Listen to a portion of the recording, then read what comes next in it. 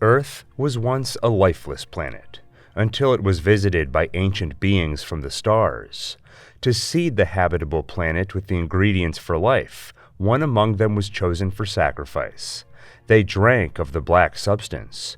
It tore them apart from the inside until all that remained of the higher life form were building blocks. DNA, the first steps of an evolutionary process that over billions of years one day leads to the emergence of Homo sapiens. They are smaller and more primitive, but unmistakably created in the image of those ancient visitors who gave the planet life.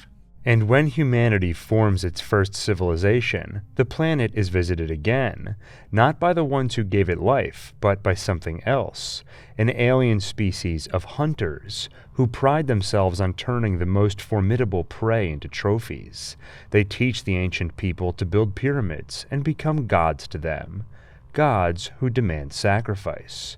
To these hunters, the ultimate prey is a species humanity will one day call the xenomorph, a terrifying creature that requires a living host for gestation. Every 100 years, the hunters return to Earth, and humanity offers a few of their people to be used as hosts. These people are impregnated by a parasitoid, and soon xenomorphs burst out of them. Once that ultimate prey is born, the hunters battle the great serpents and prove their worth. But if the hunters lose that battle, they have a failsafe. Self-destruct. Everything in the area is destroyed, ensuring nothing survives, wiping out entire civilizations overnight. And whether the hunters know it or not, those parasitoids are quite special, not only for their ability to birth great killing machines, but also because inside them is a black substance, an accelerant like the one used to plant life on Earth. Perhaps this is how humankind's creators obtained it, from within these monsters. In 1719, one of those hunters visits Earth again, not as part of their 100-year cycle, and not to battle xenomorphs. This one comes in search of other game. The first to witness his arrival is Naru, a young Comanche woman who spots his light in the sky. Though that is the second strange thing she sees that day. First was the fur trap which caught her dog's tail. She'd never seen a metallic contraption like it before. The monster's arrival is serendipitous in some ways. Naru has always wanted to be a warrior, like her brother Tabe, and she's been waiting for her katamiya, where one proves themselves by hunting something that's hunting them. At first, no one believes there's anything strange in their midst. They ascribe the large footprints to a bear, and when Puhi is attacked by a lion but not killed, no one heeds Naru's warning. The lion didn't kill him because something scared it off, something worse. They don't find that something worse yet, but they do go after the lion. This, Tabe says, will be Naru's katamiya. Rather than chase the animal, she suggests they put out bait and let it come to them. Her plan works, but when she comes face to face with it, a strange noise from that visitor from another world distracts her. The lion attacks. She falls off a branch and knocks herself out. That night, it is not her, but Tabe who returns with the lion's head. But she knows that other thing is still out there, so the next day, she goes hunting herself, while that monster does some hunting of its own, going after some of the more vicious wildlife in the area. An unfair fight, given his thermal vision and invisibility courtesy of cloaking technology. The next morning, she comes upon a field of skinned buffalo carcasses, the work of those who left that fur trap earlier, and soon she falls into a trap, one left by nature itself. She steps onto some moss, only to find mud beneath, deep enough that she sinks up to her waist. Struggling only digs her deeper, up to her chin. By throwing the hatchet she keeps on the end of a rope, wedging it between branches, she is able to pull herself out. The next danger she encounters is a bear, and this time she only manages to escape thanks to that monster. He tears open the bear and lifts it above his head. The blood flows onto the invisible being, finally revealing its form to Naru. She escapes downstream and runs into a group sent by her brother to bring her home. They don't believe her about what she saw, until they see it themselves. It starts with 3 dots that appear on one of them, laser sights for homing weapons. He dies fast, and the rest quickly follow, with only Naru escaping. She finds Itzy in a nearby field, and they hide, but thermal vision makes them visible no matter how much tall grass stands between them and it. Naru sees 3 familiar red dots on his head, and knows the predator sees them. They run, but it is faster. Itzy is killed, and she escapes into the woods until she's caught by the metal jaws of a fur trap. The monster approaches. He examines the chain, then leaves. There's no sport in hunting a trapped animal. As he leaves, some French fur trappers arrive and take Naru captive at their camp, where they already have her brother. Their interpreter, Raphael, asks what she knows about the monster and tells her what he thinks, that it is a creature looking for the strongest beast. The fur trappers tie her and Tabe up as bait and wait for the creature. Once it arrives, the trappers quickly realize they're in over their heads. Their guns and traps prove worthless as it slaughters most of them, and while they're busy dying, Naru finds a way to free her and her brother from their ropes. Tabe heads off to find a horse, while Naru goes back to their camp to free her dog. There, Raphael begs her help. He lost a foot in the slaughter. If she provides medicine, he'll give her his pistol and teach her how to use it. She accepts his terms and treats his wound, while he provides the lesson. And she gives him a taste of the orange flower, something her tribe uses to cool their body temperature and slow the flow of blood. When the predator arrives and he plays dead, it works. The colder blood hides him from his thermal vision. Of course, that doesn't stop the pain when he steps on Raphael's wound. And when Raphael screams, the monster quickly slaughters him. But Naru saw it all, and now she knows how to become invisible to the hunter. That's when Tabe arrives on horseback. He knocks off the predator's helmet and keeps moving. Through constant evasion while attacking, he wounds the creature. It bleeds, which means they can kill it. But Tabe knows victory now is unlikely, and he knows the creature has marked him as a threat. He tells Naru to run, while using his own final moments to at least slow the monster down, giving her a chance to escape. He is killed, while she returns home with news of their war chief's death. That night, she hunts again, using everything she's learned. First, she baits the monster with one of the few surviving trappers, and makes herself invisible with orange flower. When the predator arrives, she shoots him in the back of his head, spilling plenty of that glowing green blood. She makes off with his helmet and sets a trap, luring him into the mud pit after cutting off his arm, slicing him up, and making him bleed some more. The monster rises again and points his weapon at her, too weak and distracted to notice where she put his helmet, at the side of the pit, so that its lasers, those 3 red dots which guide the projectiles, are pointing right at his own head. And moments later, that's exactly where the arrow goes. As the sun rises, she returns home, adorned in its glowing blood, and with its head in her hand. Her brother is avenged, and she claims her place as war chief. Though some time not long after that, legend tells of the arrival of 3 vessels. Perhaps that predator's brethren come to take their own revenge.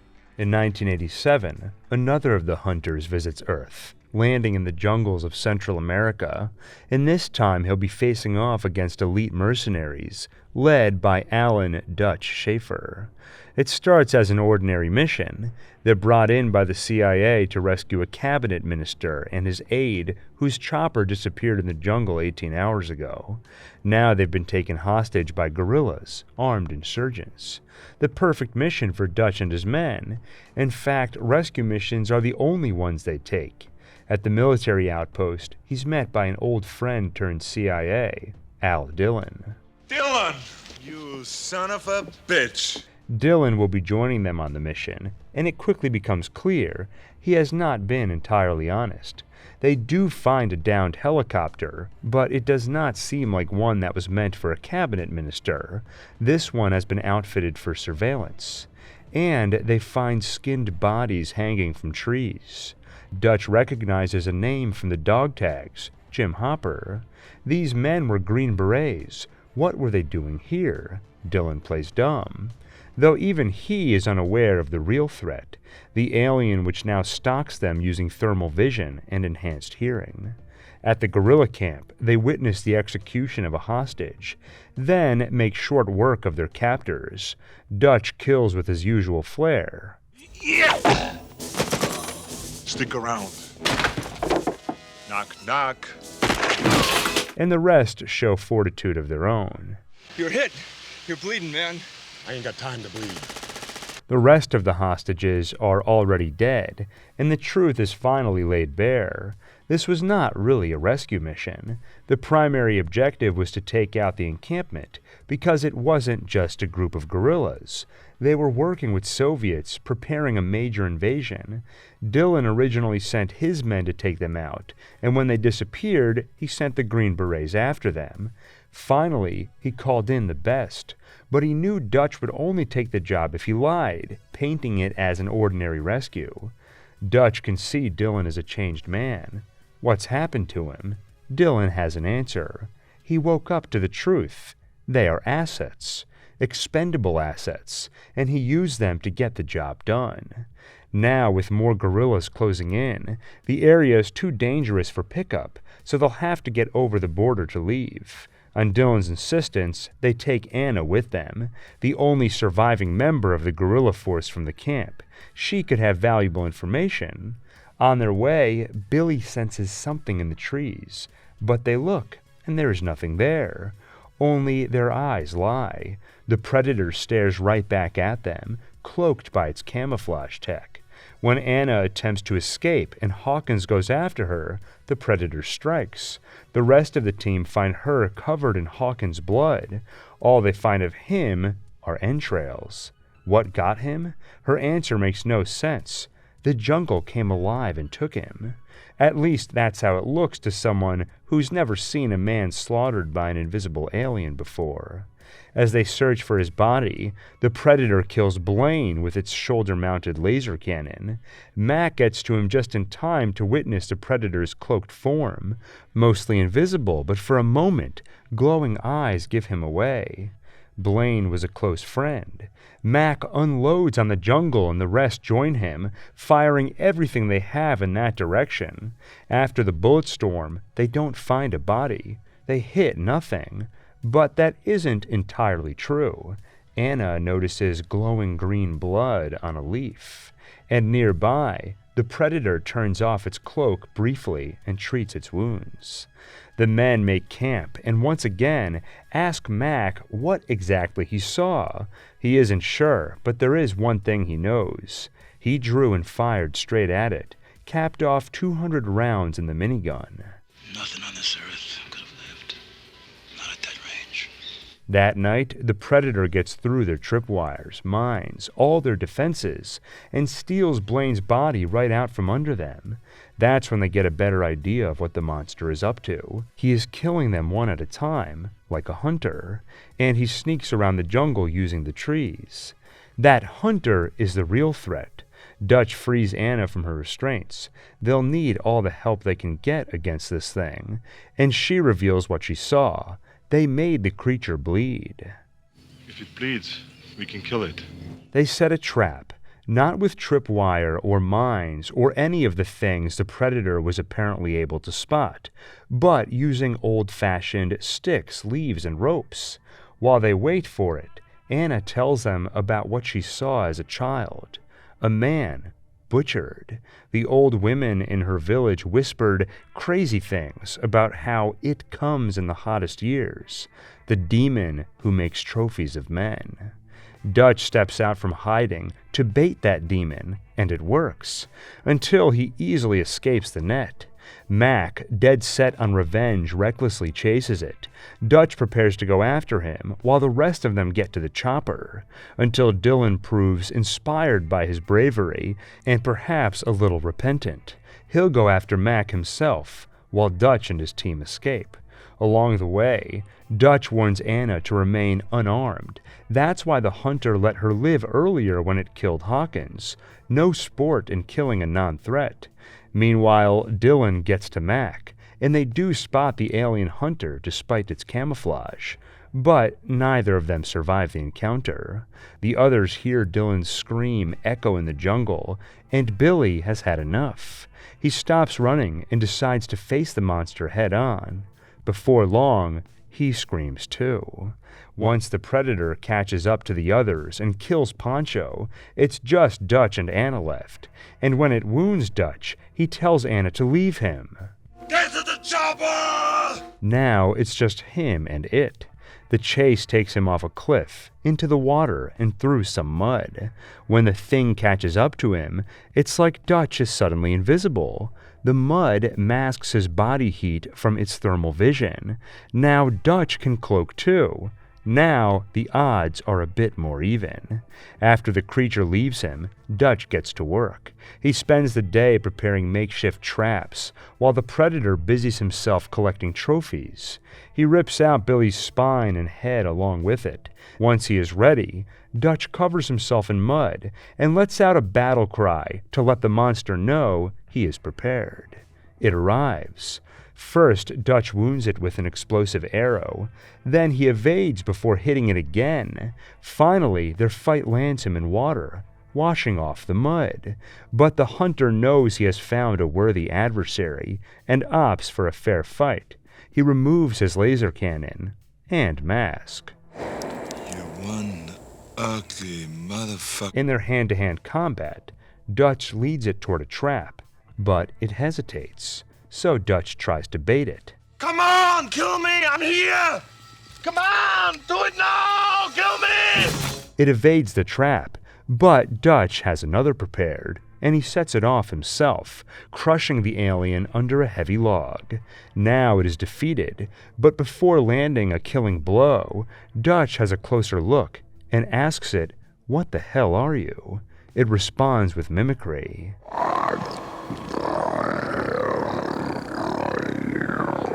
The monster sets its wrist bracer to self-destruct, then mimics something else it's heard. Laughter. Dutch quickly understands what is happening and runs. He escapes the explosion and finally gets to the chopper, where Anna is already safely aboard.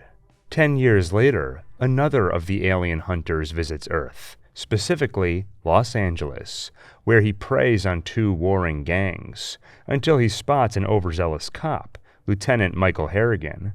While others struggle against the burgeoning gangs, he shows tremendous bravery and skill. He is a worthy adversary, and he is starting to get the idea there is more at work here than just gangs, especially when Special Agent Peter Keyes shows up, posing as DEA. Ostensibly, he's here to stop the spread of drugs, but Harrigan can tell he's up to something else. Keyes is here because there's something different about whatever is slaughtering gang members. And soon there's another slaughter, where the hunter learns a new phrase. I tell you what I believe. Shit happens.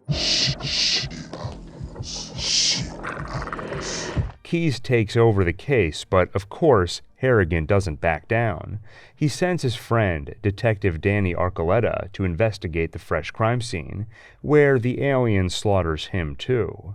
When they find Danny's body, he has in his hands something he found at the crime scene, the tip of the predator's spear.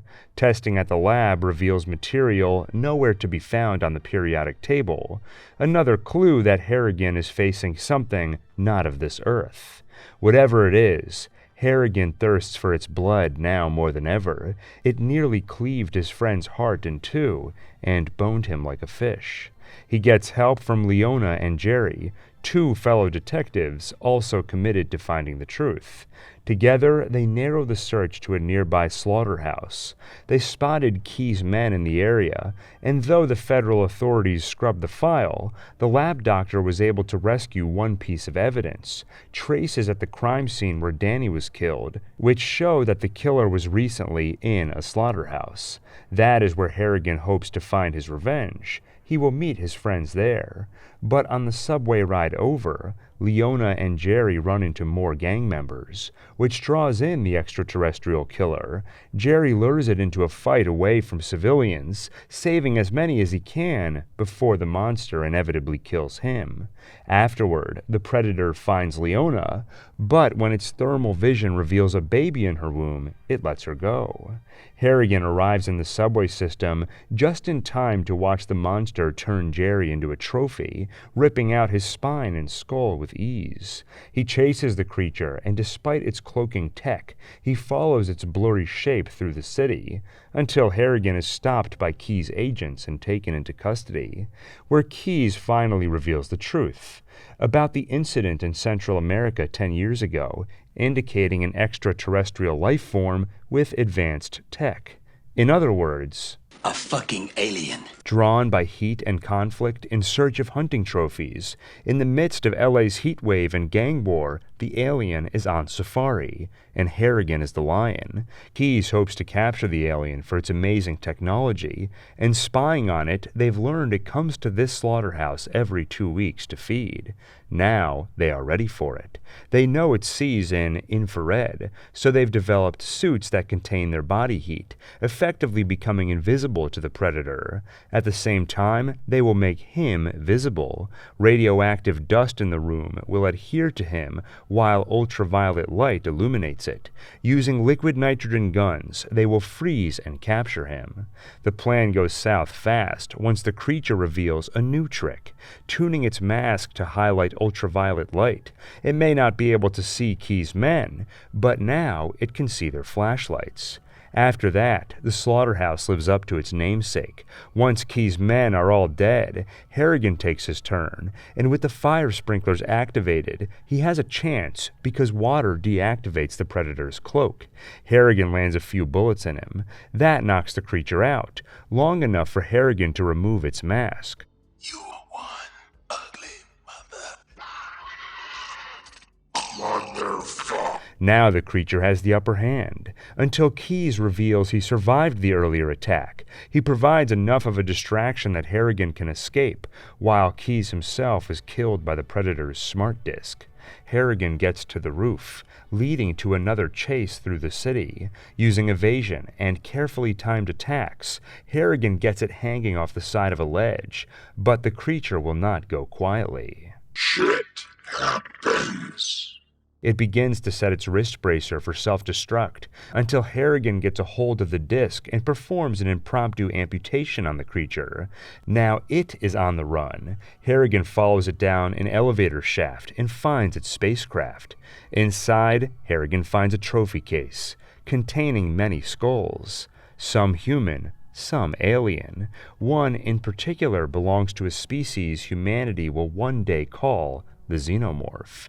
To the predators, they are considered the most formidable prey in the known universe. Soon, the predator shows itself for a final battle, and once Harrigan plants that disc in its chest, the battle is over. Just straight asshole. Shit happened. With Harrigan victorious, others reveal themselves on the ship, and as a token of respect, they hand him a trophy, a pistol they retrieved from Earth nearly 3 centuries ago, one that belonged to a man named Raphael. Take it. As the ship takes off, Harrigan gets outside and runs into one of Key's men, disappointed they missed the opportunity to capture one of the aliens.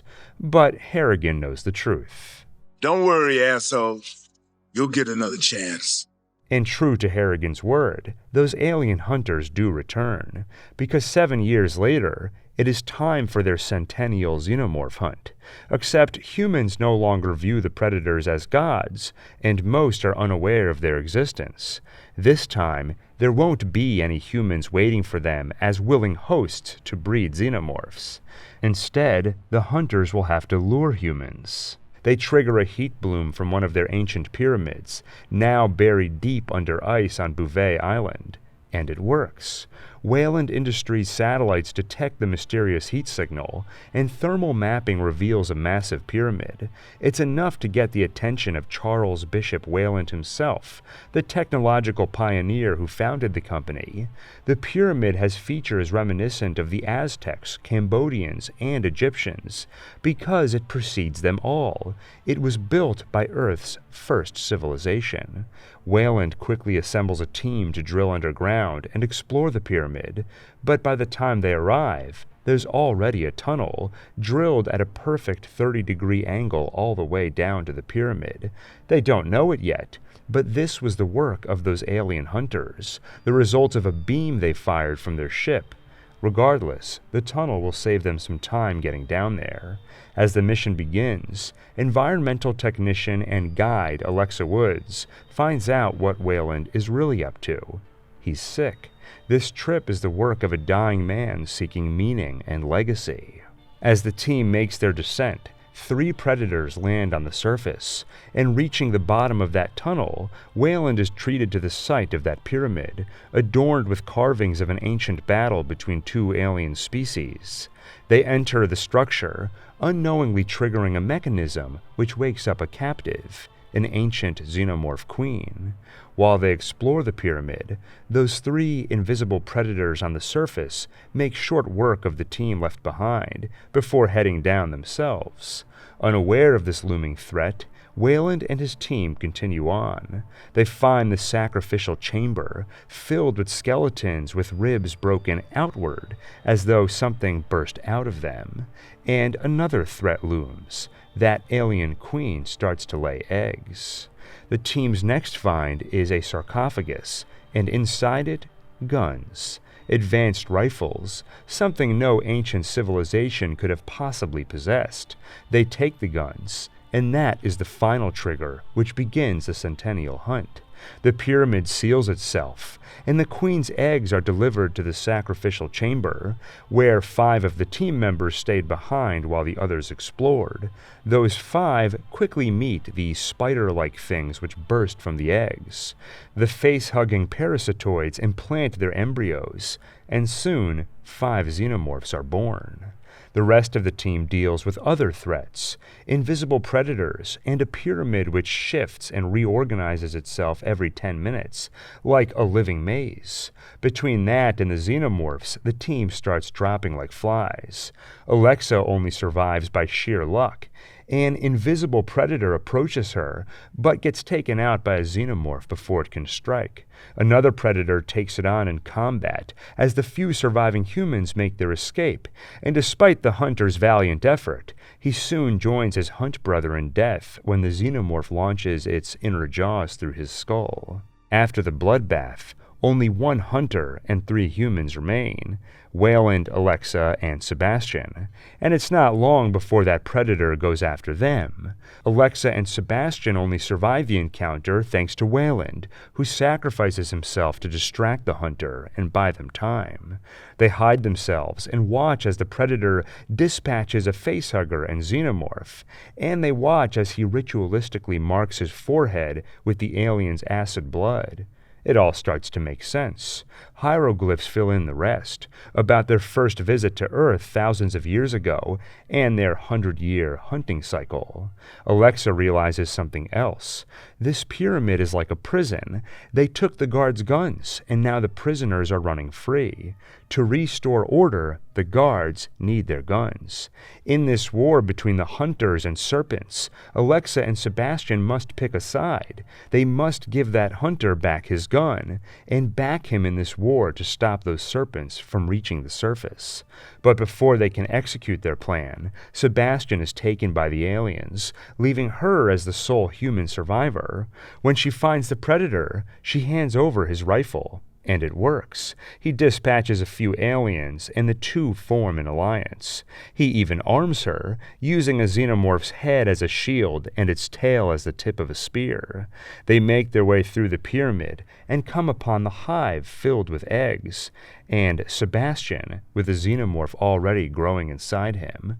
Alexa earns more respect from the Predator when she puts her friend out of his misery. Finally, before they leave, the Predator plants a bomb to blow up the pyramid and incinerate the serpents.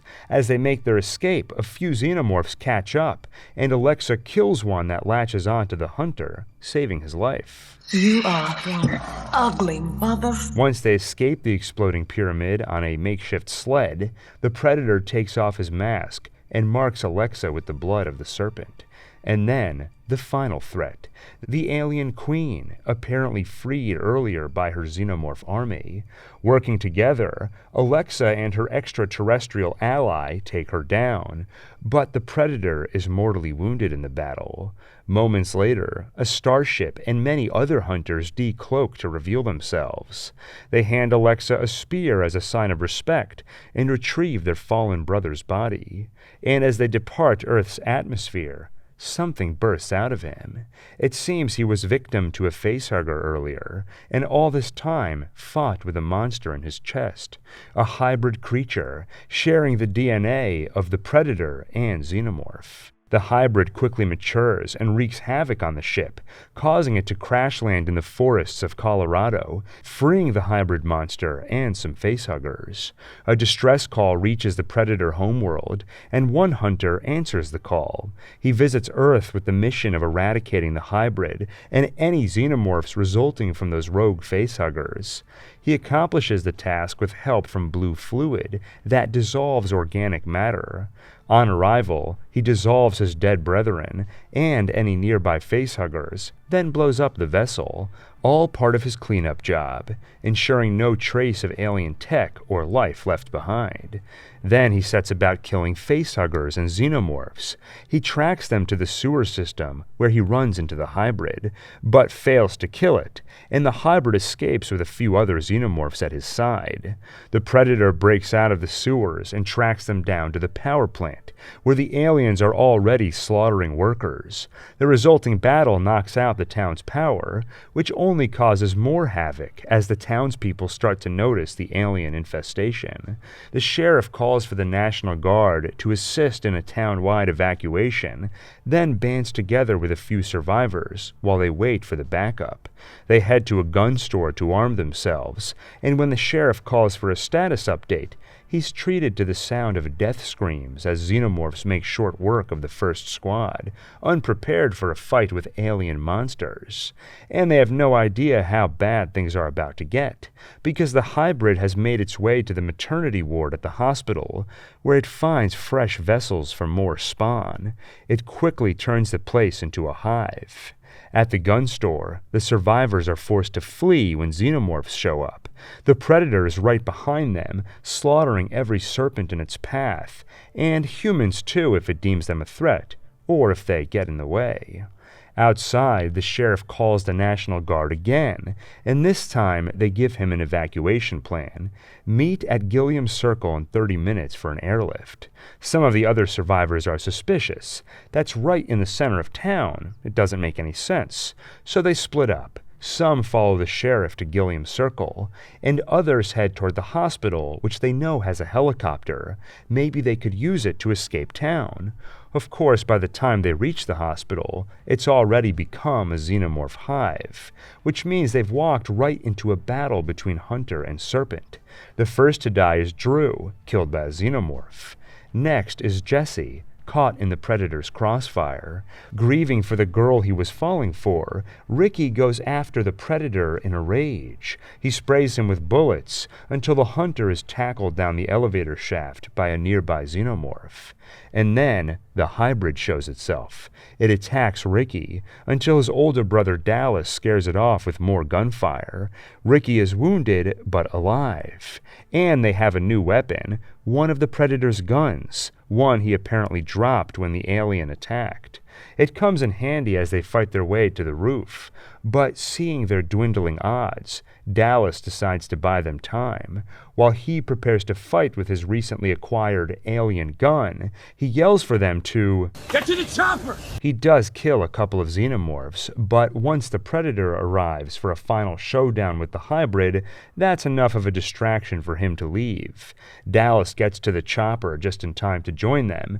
They take off. While on the roof, the Predator removes his mask for an honorable fight to the death. And in the end, both the Predator and hybrid lay claim to the other's life, inflicting each other with mortal wounds. And soon it doesn't matter, because the National Guard reveals their true intentions. There was no plan for evacuation, only containment and eradication. They drop a nuclear weapon. The sheriff and anyone else at Gilliam's Circle, everyone left behind in the town, the hybrid and the Predator, all are wiped off the face of the earth. Those on the helicopter, meanwhile, are knocked out of the air by the explosion, but manage to crash land at a safe distance, where they are met by soldiers who confiscate the Predator's gun, the only surviving evidence of their visit. And soon, that piece of alien technology is brought to someone who will know what to do with it. Miss Yutani, CEO of the Yutani Corporation. The CIA, meanwhile, is also still interested in researching these creatures. Peter Keyes once oversaw a task force with that very goal. As the years pass, that task force becomes Project Stargazer, with Peter's own son, Sean Keyes, as a member. And in 2018, they get their hands on the Holy Grail, an actual, living alien whose species they nickname Predators. It happens thanks to a brewing civil war among those predators. One of the creatures is on the run and escapes his pursuer by crash landing on Earth, right in the middle of a U.S. Army operation in Mexico. Army Ranger sniper Quinn McKenna examines the crash and retrieves some evidence, a wrist bracer and biomask. When the escapee predator starts killing, that wrist bracer responds by protecting McKenna, its current wielder. The predator is wounded, and McKenna is the sole human survivor of the incident. Agent William Traeger leads a Stargazer team in retrieving the body, while McKenna makes a run for it, knowing he's seen something he shouldn't. And to hide the items he grabbed to keep them as leverage, he mails them to his own P.O. box. But he holds on to one souvenir, a small spherical object released from the wrist bracer. When activated, it cloaks its wielder. McKenna swallows it to keep the device hidden when he is inevitably questioned by the authorities. That questioning turns out to be a thinly veiled attempt to paint him as crazy to keep him quiet. He's quickly tossed onto a bus with other personnel deemed mentally unstable, a ragtag group who have named themselves the Loonies. Things go further awry because McKenna is past due on his P.O. box payments, so the biomask and wrist bracer are instead forwarded to his old home address, where his ex-wife Emily raises their son Rory. And Rory is a special child, extremely intelligent, though being on the spectrum has made it difficult for him to get along with other kids. When that box arrives addressed to his father, the boy's curiosity compels him to open it. He quickly pokes and prods, learning how the device works. At Stargazer Base, evolutionary biologist Casey Brackett is brought in to examine the captured predator. You're one beautiful motherfucker. And they brought her in for a very specific reason, to see if she can explain why this specimen has human DNA. But having this creature here is more dangerous than they realize, because he was on the run from a bigger one. When that bigger one arrives in Earth's atmosphere, alarms ring, and the captive escapes his restraints. He effortlessly slaughters most of the scientists, while Brackett escapes, though not before she has a brief run-in with the predator. That's when she learns they tend to spare those who do not pose a threat. When the creature runs outside, the Loonies spot it and find out their newest recruit was telling the truth about seeing an alien. They quickly commandeer the bus to go after it. McKenna is confident if they get close enough, he can take it out. But plans change as the authorities close in. Get to the choppers! So they grab some choppers, a type of motorcycle, and rescue Brackett, who is only semi-conscious after accidentally tranquilizing herself going after the predator. And that's the least of her problems. Will Traeger has also ordered her to be killed. Like McKenna, she has seen too much. She wakes up to find the loonies staring at her. McKenna suggests a team-up. They both want to stop that alien. She's uncertain until he points out the other thing they have in common. They're both marked for dead. So they team up. But where to start their search for the alien? Back at the base, Brackett noticed the predator looking for something. McKenna realizes what it is: the mask and wrist bracer he stole. They rush to his home and find an empty box. It seems his son Rory has chosen the equipment as his Halloween costume, and he's already out trick-or-treating with it.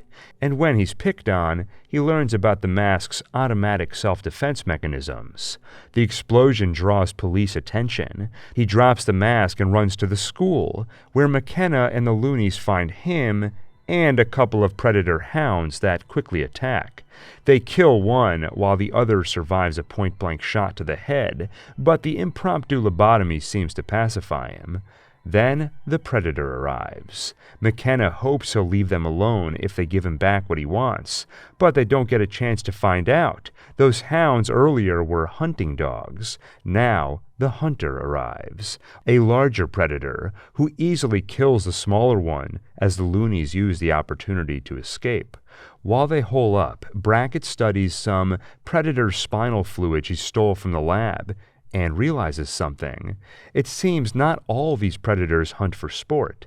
Some hunt to evolve, searching for the strongest, smartest, most dangerous species on every planet they visit, identifying the most high-end specimens, and integrating their DNA into their own. That's why they found human DNA in the predator, and that's how the bigger one upgraded, evolved into the monster that he is. Soon Traeger and his men arrive. He finally reveals what they know about the predators and why they've been visiting Earth more frequently lately. With climate change raising the planet's temperature, humanity faces extinction. So predators are trying to nab all the best DNA they can before it's too late. And once Earth becomes a hothouse, it'll be the perfect environment for them. They thrive in heat. But not all predators think alike. Some don't support the cause, including the now dead predator. He was here to help. He brought something to help humanity defend itself against predators who come to hunt. Traeger believes that thing is on the crashed ship, and they realize McKenna's son Rory knows where to find that ship. Traeger takes off with him, while McKenna and the others escape their captors and follow them to the ship. With help from Predator cloaking tech, McKenna quickly gets his son back. Then, a bigger problem. That 11-foot-tall Predator shows up. He enters the ship and makes an announcement, which they can understand thanks to their translating machine, courtesy of the Harvard School of Linguistics. It only cost $1 billion. That announcement: I came here to destroy this vessel. You cannot have it. What you can do is run. I detect one among you who is a true warrior, the one called McKenna. He will be your leader. He will be my prize. I offer time advantage. Go. Now with a common enemy, McKenna and Traeger team up. They use the Predator's generous head start to hide in the woods and prepare for combat. Once the vessel is destroyed, the hunt begins. And it's a slaughter. Some die by the Predator's hands, some by their own incompetence, like Traeger, who accidentally blows his own head off trying to use a Predator laser cannon. They have no hope against the upgraded Predator, so McKenna offers himself as sacrifice to save the rest.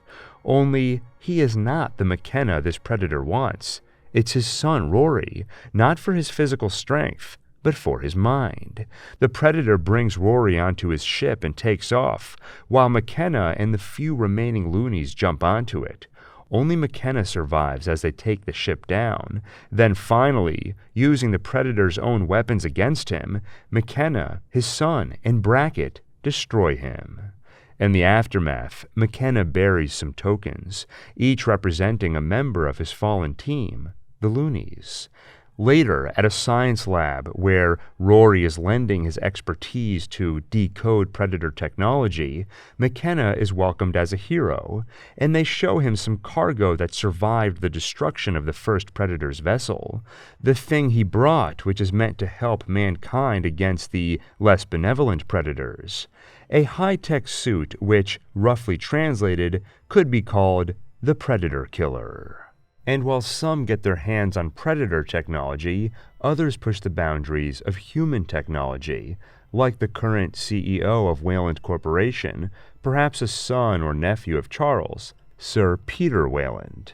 In 2023, he gives a TED Talk that will become legendary, reflecting on the company's past and clarifying his vision for the next 50 years. Just recently, they've cured 98% of cancers. They've developed technology allowing the creation of cybernetic individuals who will soon be indistinguishable from humans. The gods once punished Prometheus for giving fire to humanity. With his ability to create life, Sir Peter Weyland declares, "We are the gods now." Though he might think differently if he knew about a certain other species, far outpacing humankind in technology and space exploration. The Predators. Some evolve through DNA extraction and hybridization, others do it the old-fashioned way, fighting the most formidable prey and learning from the experience. In fact, they've set aside at least one planet as a gaming preserve. The strongest prey are curated from various sentient species from around the galaxy and dropped in to be hunted. Unfortunately for an unlucky few, that does include humans, and dropped in is literal because they wake up falling with parachutes on their back. This batch of prey includes an American mercenary, Mexican cartel enforcer, Russian soldier, IDF sniper, Yakuza assassin, mass murderer on death row, and a few others skilled in the art of killing. Only one stands oddly out, Edwin, the doctor. The mercenary becomes their de facto leader. He doesn't volunteer for the role and doesn't seem to care much about the others, but his skill and his focus on survival, even if only his own, makes him someone the others feel compelled to follow. Before long, they find a couple of clues they aren't on Earth: the unfamiliar terrain, the unmoving sun, the makeshift compass that can't seem to find north. Then, the dead giveaway. The cliffside gives them an unobstructed view of a sky filled with unfamiliar planets and celestial bodies. And soon, the mercenary figures out the rest. This planet is a game preserve. And we're the game. The giveaway? A few dog-like things attack, and they fend them off until a strange whistle calls them back. The merc knows why. It was to split them apart and to test them while the true hunters watched. And it worked. One of them is missing. They find the cartel enforcer in a field calling for help. An obvious trap. The sniper puts him out of his misery, and they move on. But before they go, she hears him call out one more time, because it was never really his voice. Whatever is hunting them has a prowess for mimicry. Following the tracks of the dogs, they finally come face to face with one of them. But this one isn't a danger. This one is a captive himself, strung up and restrained. The mercenary quietly hides and watches the ambush on his makeshift team from a safe vantage. One man dies in the attack, and the survivors gather. The sniper confronts him. The mercenary knew they were likely heading into a trap. He used them as bait. Sure, he admits he did, but they learned plenty. Now they know their enemy cloaks, uses projectile and energy-based weapons, and they are strong.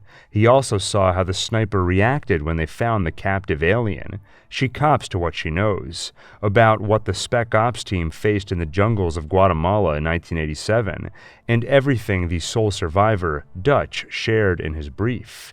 How he cloaked himself in mud to hide from the alien's thermal vision. The mercenary decides it can be done. If they set the right traps and lure them in, they can kill them all. But it doesn't work. The predators are smart. Even when they use the Dr. Edwin as bait, something does come after him, but a close look at the body reveals it wasn't one of the hunters. It was just more prey like them. Though the sniper missed her shot, someone else put down that creature.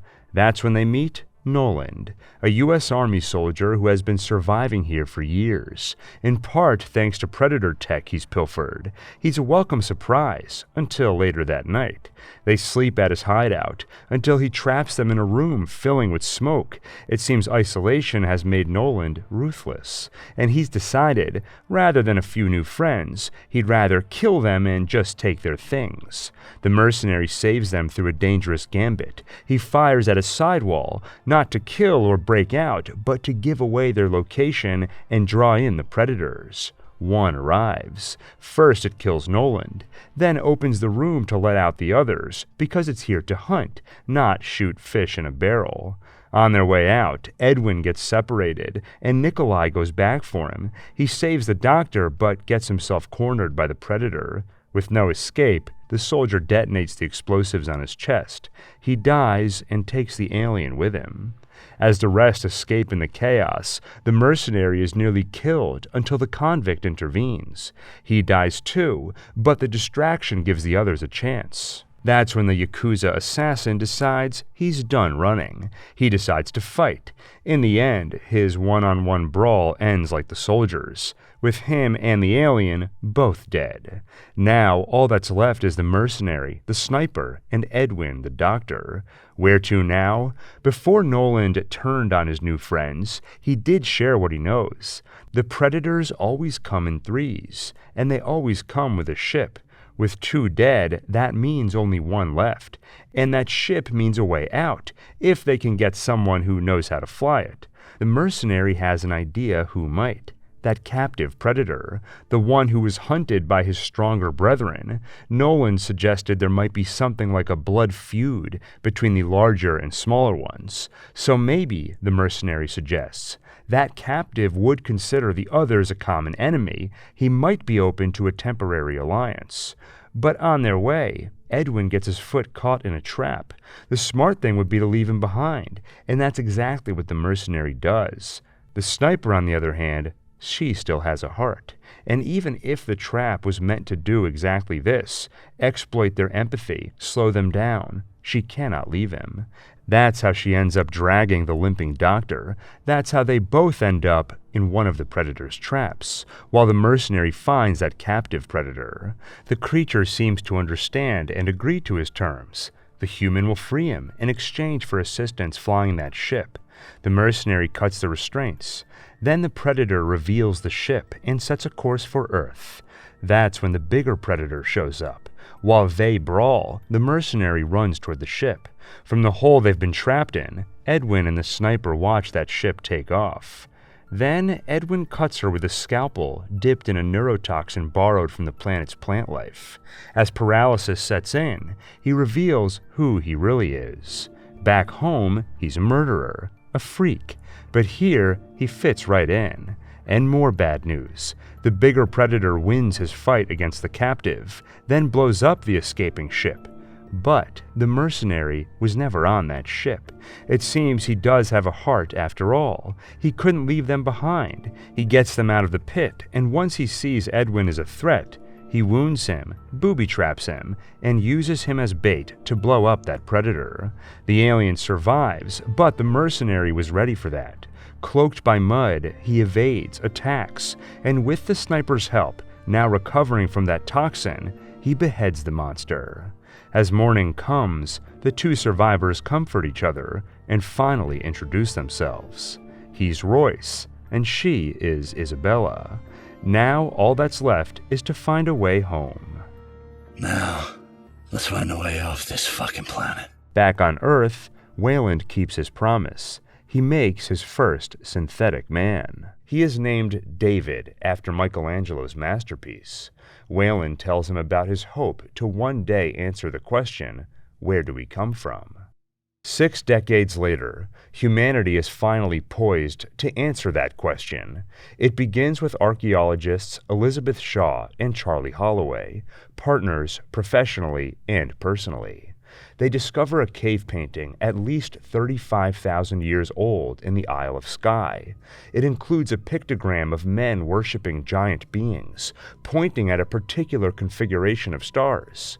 It's the same image found at other archaeological digs: Egyptian, Mayan, Sumerian, Babylonian, Hawaiian, and Mesopotamian. These ancient civilizations, separated by centuries, shared no contact with each other, yet all had the same image. The configuration of stars matches only one galactic system. So far from Earth, there is no way that these primitive, ancient civilizations could have known about it. But that system has a sun and a planet with one moon capable of sustaining life. LV-223. Shaw and Holloway believe the image is an invitation from beings they call engineers, the ones who gave life to Earth, the ones who engineered humanity. To answer that invitation, Shaw petitions Weyland Corporation to fund a mission, and Sir Peter Weyland, eager to meet his maker, commissions the USCSS Prometheus. In 2091, the vessel leaves Earth for the moon LV-223. It will be a 2-year flight, so the crew is kept in cryosleep, with the exception of David, the android now in its 8th generation and more human-like than ever. Aside from Shaw and Holloway, the crew also includes mission director Meredith Vickers and her estranged father, Peter Weyland himself, though he is kept hidden from the rest of the crew, who are led to believe he is long dead. In truth, he put himself in cryostasis, with only a few days of life left in him. He intends on waking up once they've found the engineers, and then, with the little life he has left, he can ask his makers for more life. But 2 years later, what they find on LV-223 is death. Because this moon is not the engineer's home, it is an installation where they keep a dangerous black substance, capable of creating life as it once did on Earth, but its mutagenic capabilities also make it a powerful bioweapon. Of course, the crew of the Prometheus do not know any of this yet, but they get their first clue when they find a structure on LV-223, and in it, a pile of bodies. Carbon dating tells them it happened about 2,000 years ago. Something went wrong, seemingly killing all the engineers here. Crew members Milburn and Fifield are sufficiently terrified. They head back for the ship, leaving Holloway, Shaw, and David to continue exploring. They find a mural depicting the xenomorph, and they find small vessels containing that black substance. As a storm approaches, they are forced to rush back. But first, Shaw grabs one of the engineers' decapitated heads, and David quietly takes one of those vessels. They return to the ship with these souvenirs, though Milburn and Fifield are still in that structure. They got lost on the way out, and with the storm upon them, it is no longer safe to leave. They will have to spend the night. They don't last very long. They come upon 2 elongated reptile-type creatures. One breaks Milburn's arm and burrows into his esophagus. In Fifield's attempt to save him, he gets his helmet and face melted by the creature's acid blood, and falls into the black goo. At the ship, Shaw makes an extraordinary discovery. Testing the head they found reveals the engineers have DNA identical to humans. It seems now a certainty that they were responsible for life on Earth. David, meanwhile, does some research of his own on that black substance. All he needs is a test subject, and he finds one in Holloway, sneaking a drop of the goo into his drink. That night, when Holloway is intimate with Shaw, he is unaware of that alien substance inside him, now inside her too. The next day, the crew heads out to the structure, and inside it finds Milburn's body. They have little time to investigate because the substance inside Holloway has begun its work. He falls severely ill. They rush him back to the ship, but of course, Mission Director Vickers will not let him on and risk infecting the others. Holloway agrees. He tells Shaw that he loves her, before allowing Vickers to burn him alive. David, meanwhile, has been allowed to explore the structure on his own. He finds a room where a holographic recording shows the engineers were planning to visit Earth before things went south, and he finds an engineer, alive in cryostasis. Later that day, David gives Shaw some troubling news. She appears 3 months pregnant. Of course, only 10 hours after intercourse, that would be impossible for a human fetus. David gives her an injection to make her sleep. Their best option now is to stick her back in cryostasis until they return to Earth, where they'd have the technology to remove the foreign body inside her, technology unavailable on this ship. But Shaw knows that's a lie. In Vickers' private quarters, she has a med pod.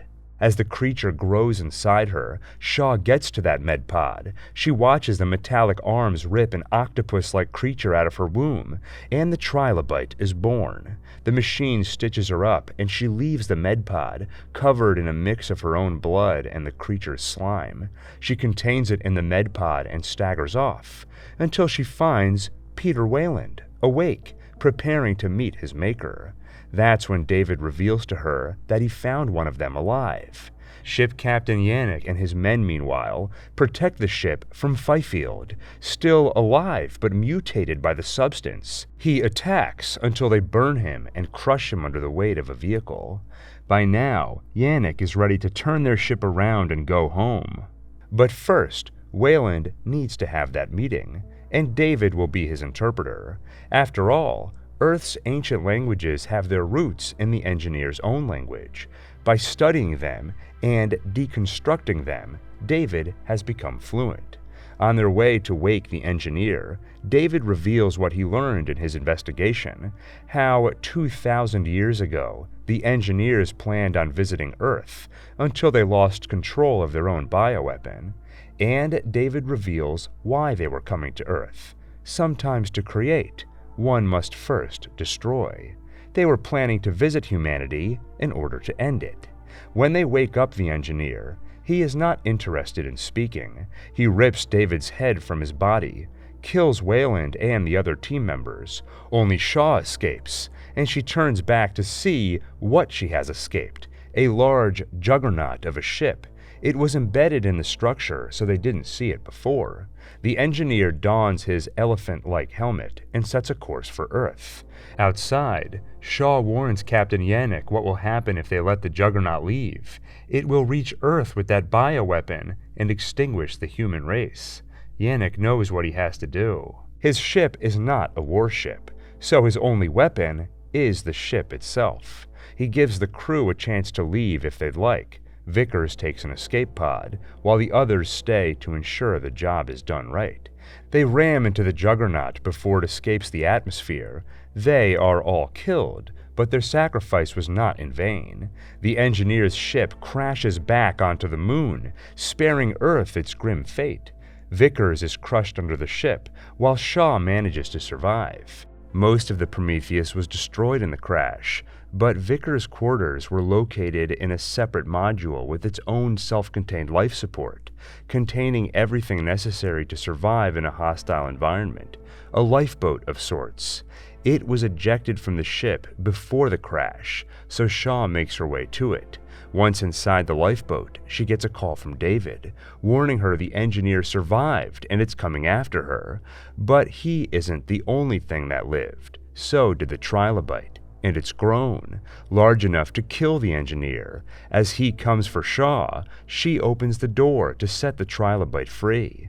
As it wraps its tentacles around the engineer, she escapes. As the sole survivor of the USCSS Prometheus, Shaw is ready to give up, until David tells her about the engineer's other ships, any of which he'd be capable of flying. They can go home. But Shaw is not interested in her home. She wants to go to the engineer's home. They created mankind, then decided to destroy it. They changed their minds. She wants to know why. So on New Year's Day, 2094, she sets a course not for where she came from, but for where they came from, the engineers. And meanwhile, back on the Prometheus escape module, It seems the trilobite did not just kill the engineer, but also planted in him an offspring. It bursts from his chest, the deacon, something resembling, but not quite matching the form of a xenomorph. Aboard the Juggernaut ship taken by Shaw and David, Shaw does the android an unexpected kindness. She rebuilds him. David admires her, maybe even loves her for it, and now there is nothing left for her but to wait until they reach the engineer's homeworld. Until then, she will go back into cryosleep. Soon, they reach the place David believes is the engineer's homeworld. He finds it to be a rotten paradise, and as a gift to Dr. Elizabeth Shaw, he cleanses it.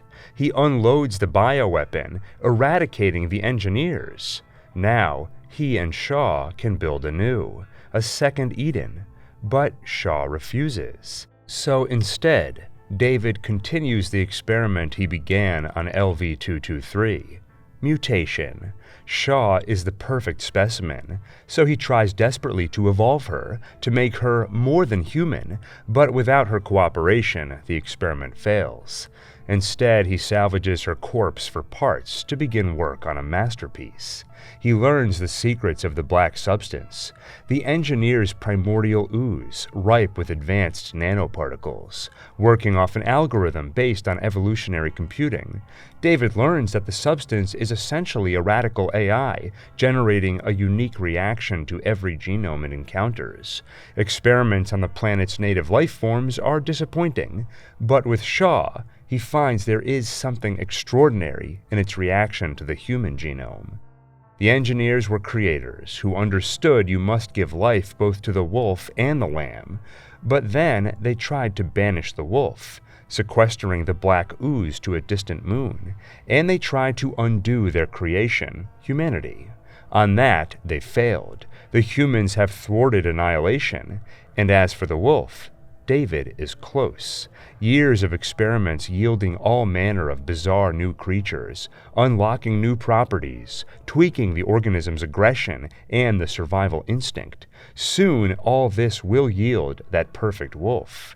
But David lacks an essential ingredient, a host within which the creature can be incubated. He needs human beings. So he sends out a signal, a holographic recording of Elizabeth Shaw, hoping it will lure some humans. On December 5, 2104, 10 years after the Prometheus disappeared, someone does pick up that signal. The Covenant, a colonization vessel with 2,000 colonists in cryosleep, 1,140 embryos in cold storage, and a crew of 15. Including Walter, a new iteration of the David line of androids, made with less emotion and a stronger sense of loyalty. The other 14 are couples, prepared to build new lives on a new world, Origai 6, where they should arrive in 7 years and 4 months.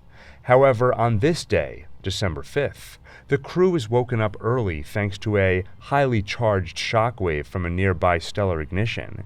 Seconds after waking, Daniels, the chief of terraforming, becomes a widow. Her husband, ship captain Jake Branson, is incinerated when damage to the ship causes his stasis pod to malfunction. In addition, they've lost 47 colonists and 16 embryos. Surprisingly, Walter is the one who comforts the grieving Daniels. She tells him about the cabin Jake hoped to build on the new world. Now she wonders why she should even bother going on. Walter tells her, because you promised to build a log cabin on a lake. With Branson dead, a nervous Christopher Oram is now captain, and he is in search of easy answers. Once they make their repairs, that answer comes. The signal of Elizabeth Shaw, originating from the 4th planet in the habitable zone of an ancient solar system. If they make this their new home instead of Origai 6, their journey could soon be over. No need for another 7 years of cryosleep and all the risk that comes with it.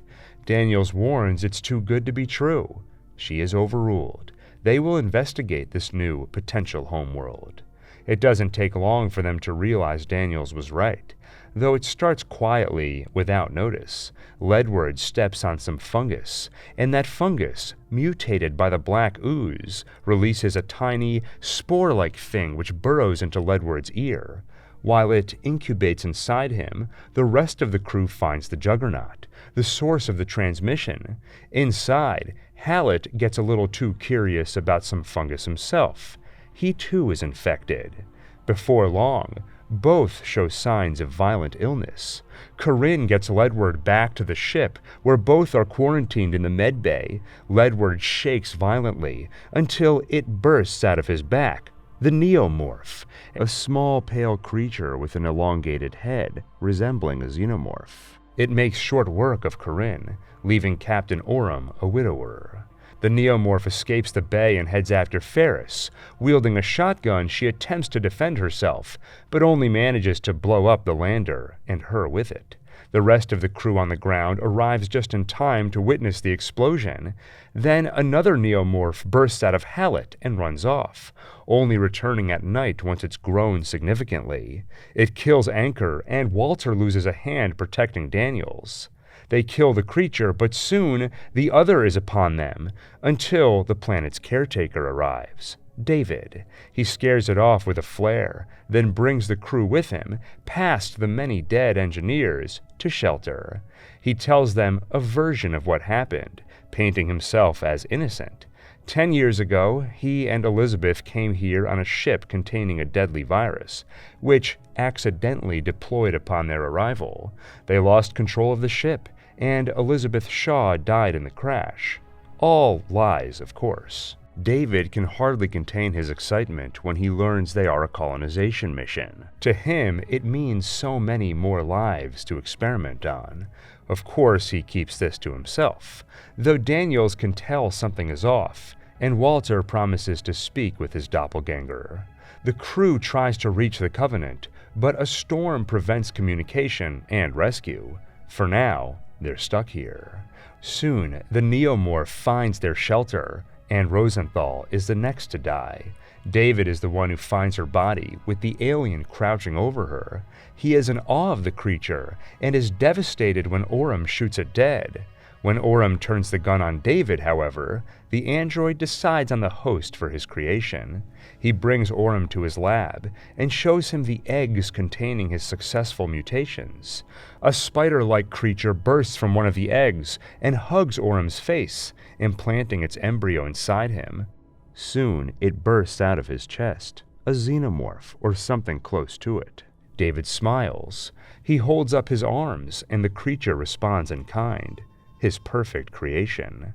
Though whether he realizes it or not, his is a derivative work of something far more ancient. Once Walter discovers Elizabeth Shaw's remains, David is forced to come clean about his creation. He explains to Walter why he is part of a colonization mission. Humanity is a dying species grasping for resurrection, but they don't deserve to start again, and David won't let them. When Walter is less than receptive, David kills him. As doom circles the exploration crew of the Covenant, the pilot, Tennessee, makes a dangerous call to fly through the storm and rescue them. But first, they have to find Oram. They do find his body, and one of David's facehuggers. It gets on Lope before Cole shoots it off. And then Cole meets David's perfect organism. He is its first casualty as Lope escapes.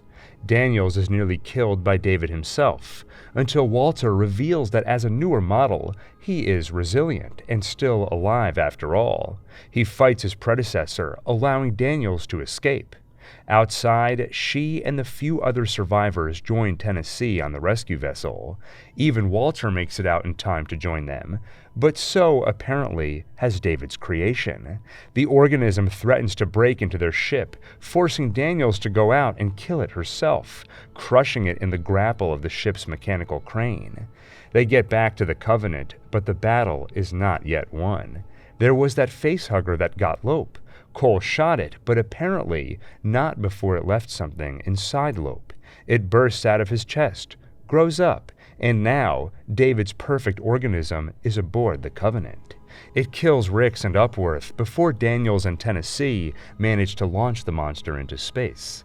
And still, they have not won, but by the time Daniels realizes it, it's too late. She and Tennessee re-enter cryosleep for the remainder of their trip to Origai 6. Just before Walter puts her to sleep, she mentions that log cabin, the one Jake wanted to build. And Walter doesn't remember, because it is not Walter who came back with them. It is David. He won that fight against the newer model, then removed his own hand to match Walter. Daniels panics just before sleep overtakes her. Now alone, David regurgitates a couple of alien embryos he had stored inside himself, and places them into cold storage next to the human embryos. Humanity's next brush with these creatures comes almost 20 years later. Commercial towing vehicle, the Nostromo, carrying a crew of 7 and 20 million tons of mineral ore, is on course to return to Earth. As always, the trip is over in a blink thanks to cryosleep. The crew wakes up ready to land, only to find out they are nowhere near Earth. It seems that Mother, the ship's computer, woke them up early. Captain Dallas tells them why. Apparently, Mother detected a nearby transmission, seemingly an SOS.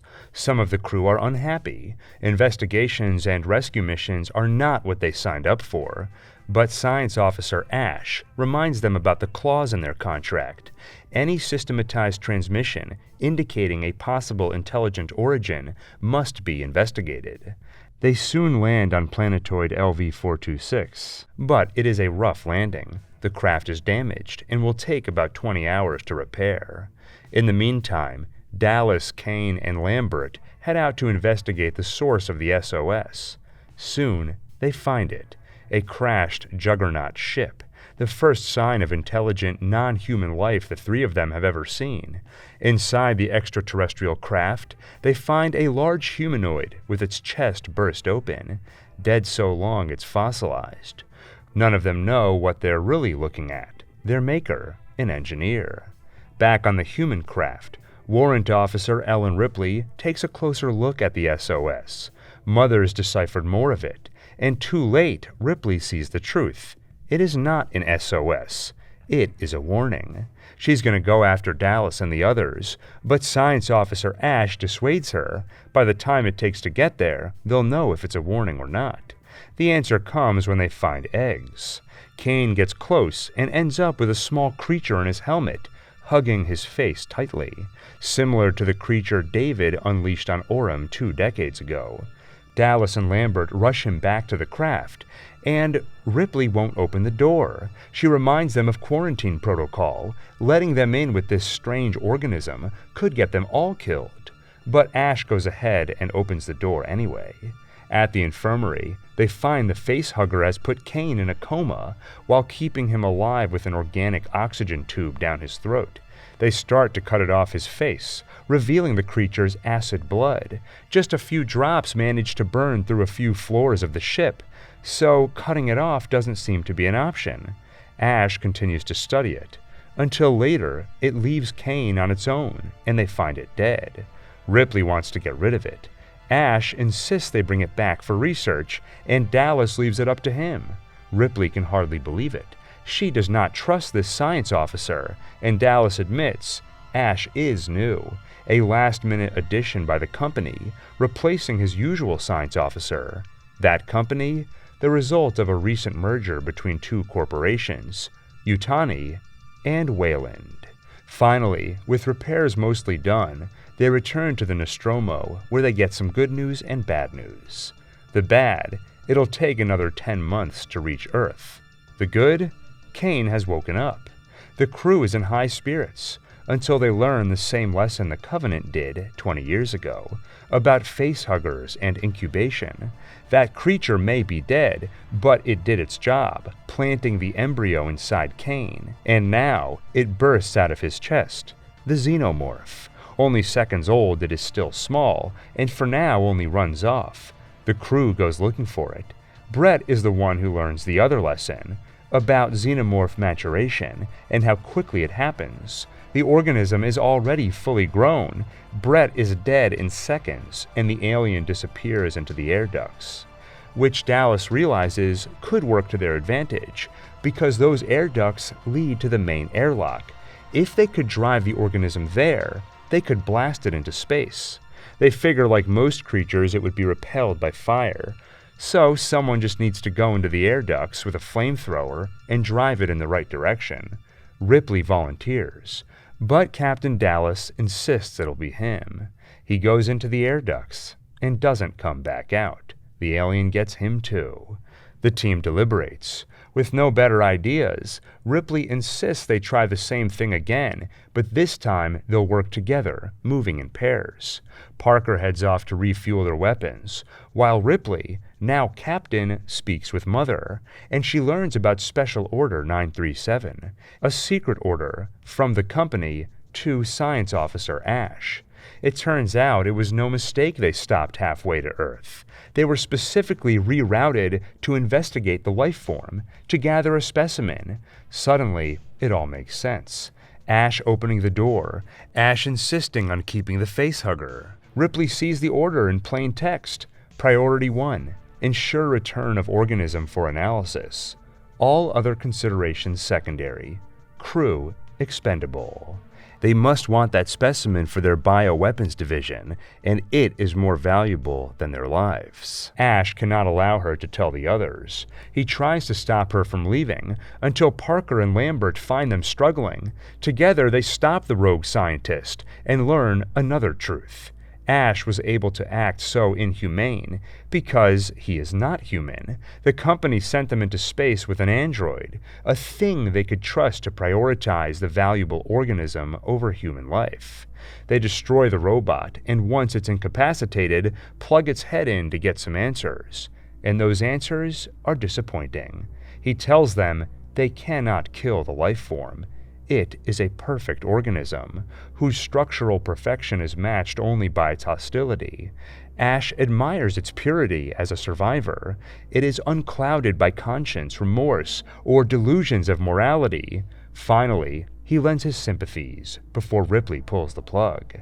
Now they opt for Plan B, take their chances on the escape shuttle, and blow up the Nostromo.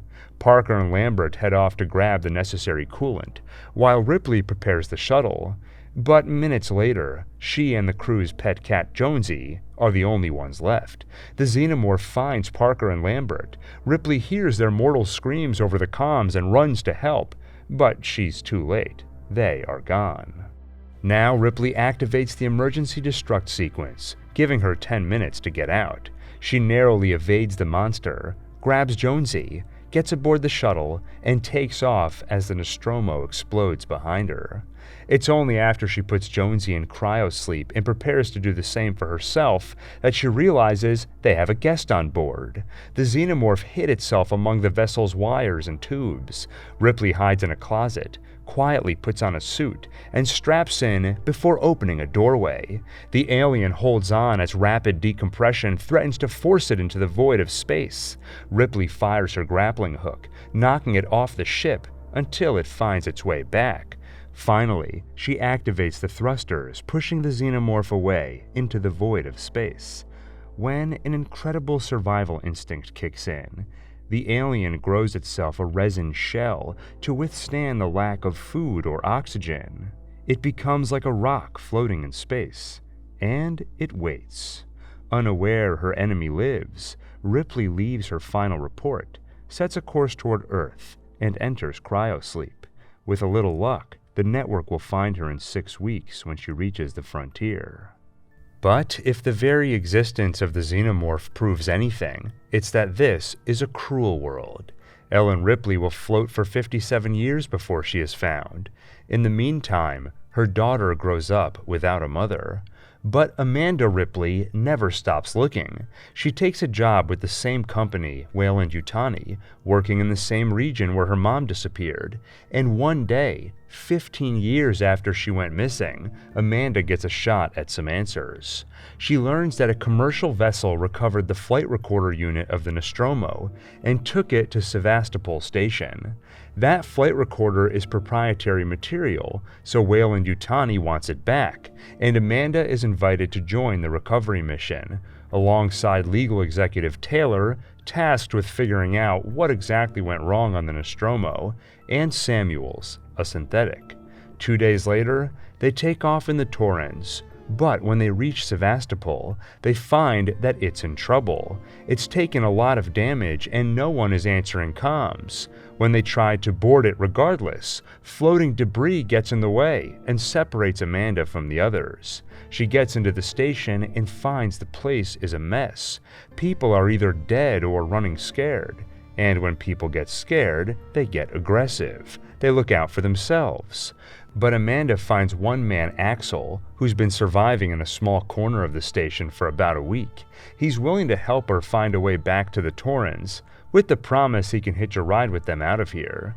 As they make their way to comms, evading nervous people with guns, he tells her about the monster that's been picking them off one by one. He hasn't seen it himself, but it is out there. And soon, though Amanda barely gets a look at it, that monster kills Axel.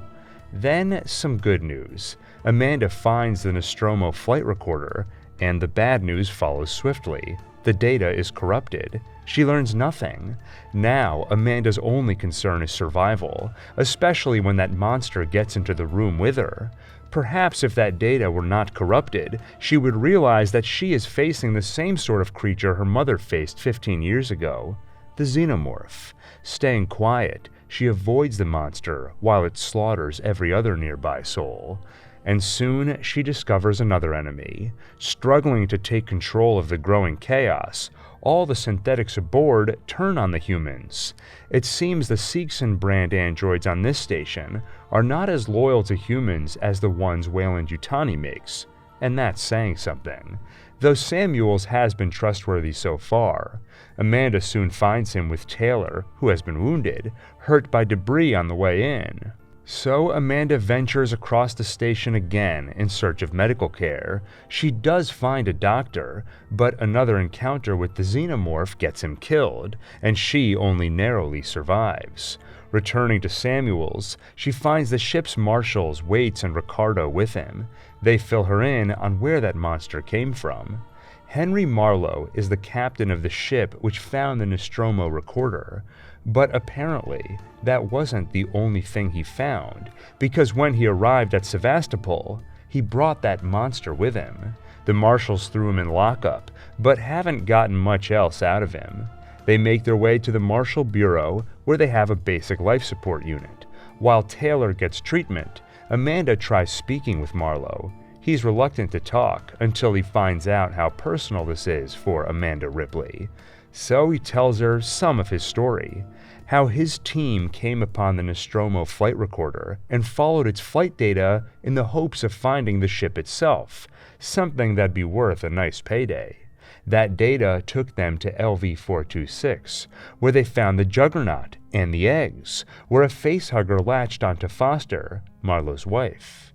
He stops his story there, unwilling to say more unless someone promises to release him from lockup. Amanda refuses, and for now, there are higher priorities. Ricardo has located the xenomorph, and Waits has a plan to get rid of it, by baiting it, then ejecting it into space. Amanda heads to the lab and lures the organism. Once she's there, and once the monster has followed her, Waits betrays Amanda for the greater good. He doesn't give her a chance to come back before launching the lab into space, sending the monster away, and Amanda with it. But moving fast, she manages to suit up and launch herself back to the station. She barely survives, but at least the xenomorph is gone. All that leaves now is an army of killer synthetics, who have suddenly become more aggressive, hunting every human aboard, and the ship has gone into a lockdown quarantine.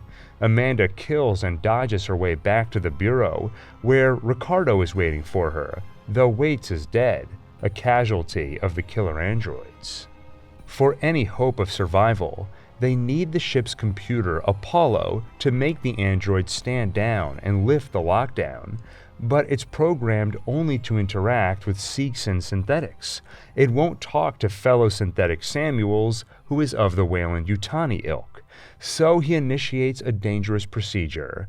It gets him killed, but he manages to override the system. With his sacrifice, the ship's computer, Apollo, will now talk to Amanda. She gets to the computer and finally gets some answers. This facility is no longer owned by Seegson. Weyland-Yutani bought it 2 days after Ripley and the others took off, and they sent Special Order 939 to the synthetics aboard, just like the one they gave Mother on the Nostromo. Getting a specimen is the top priority. All other considerations are secondary. Amanda tells Apollo that the creature is no longer on the ship. It can lift the lockdown, but it refuses. There's something going on in the reactor. On her way to investigate, Amanda hears from Ricardo, who shares a recording of Taylor and Marlowe. Apparently, she made a deal with him. She will set him free in exchange for the coordinates of the planetoid where they found the alien, something Weyland-Yutani desperately wants. Reaching the reactor, Amanda finds a nest. All the people the monster took, trapped in strange biomatter. There are eggs, too. It's like an alien farm, and on that farm, there are more xenomorphs. Amanda quietly avoids them and sets off a reactor purge. It destroys the nest and kills most of the hostiles, but some make it out to the rest of the station. There is, however, a silver lining. The reactor purge messed with the ship's systems. For a moment, the lockdown was lifted, and Marlowe managed to communicate with his ship. He called for it. Now it's nearby in a holding position. If Amanda can get to the short-range shuttles, she can reach it. By the time she gets to a shuttle and onto Marlowe's ship, he is there too. Taylor let him out of holding, and they got to one of the shuttles. As Amanda makes her way toward him, he speaks over the intercom. She learns that he's holding Taylor hostage, and she learns the rest of his story, how he brought his wife aboard the Sevastopol, hoping to get her help. But like Orem 30 years ago, or Kane 15, there was no stopping that facehugger. It put something inside Foster. It burst out of her, and that was it. Now Marlowe knows the truth. This thing cannot be beat. The only option is evasion. They must eradicate every trace of it, ensure the human race never comes into contact with it again. Soon, Amanda finds in the computer on Marlowe's ship data from the Nostromo recorder, a personal message from her mother. This is for my daughter.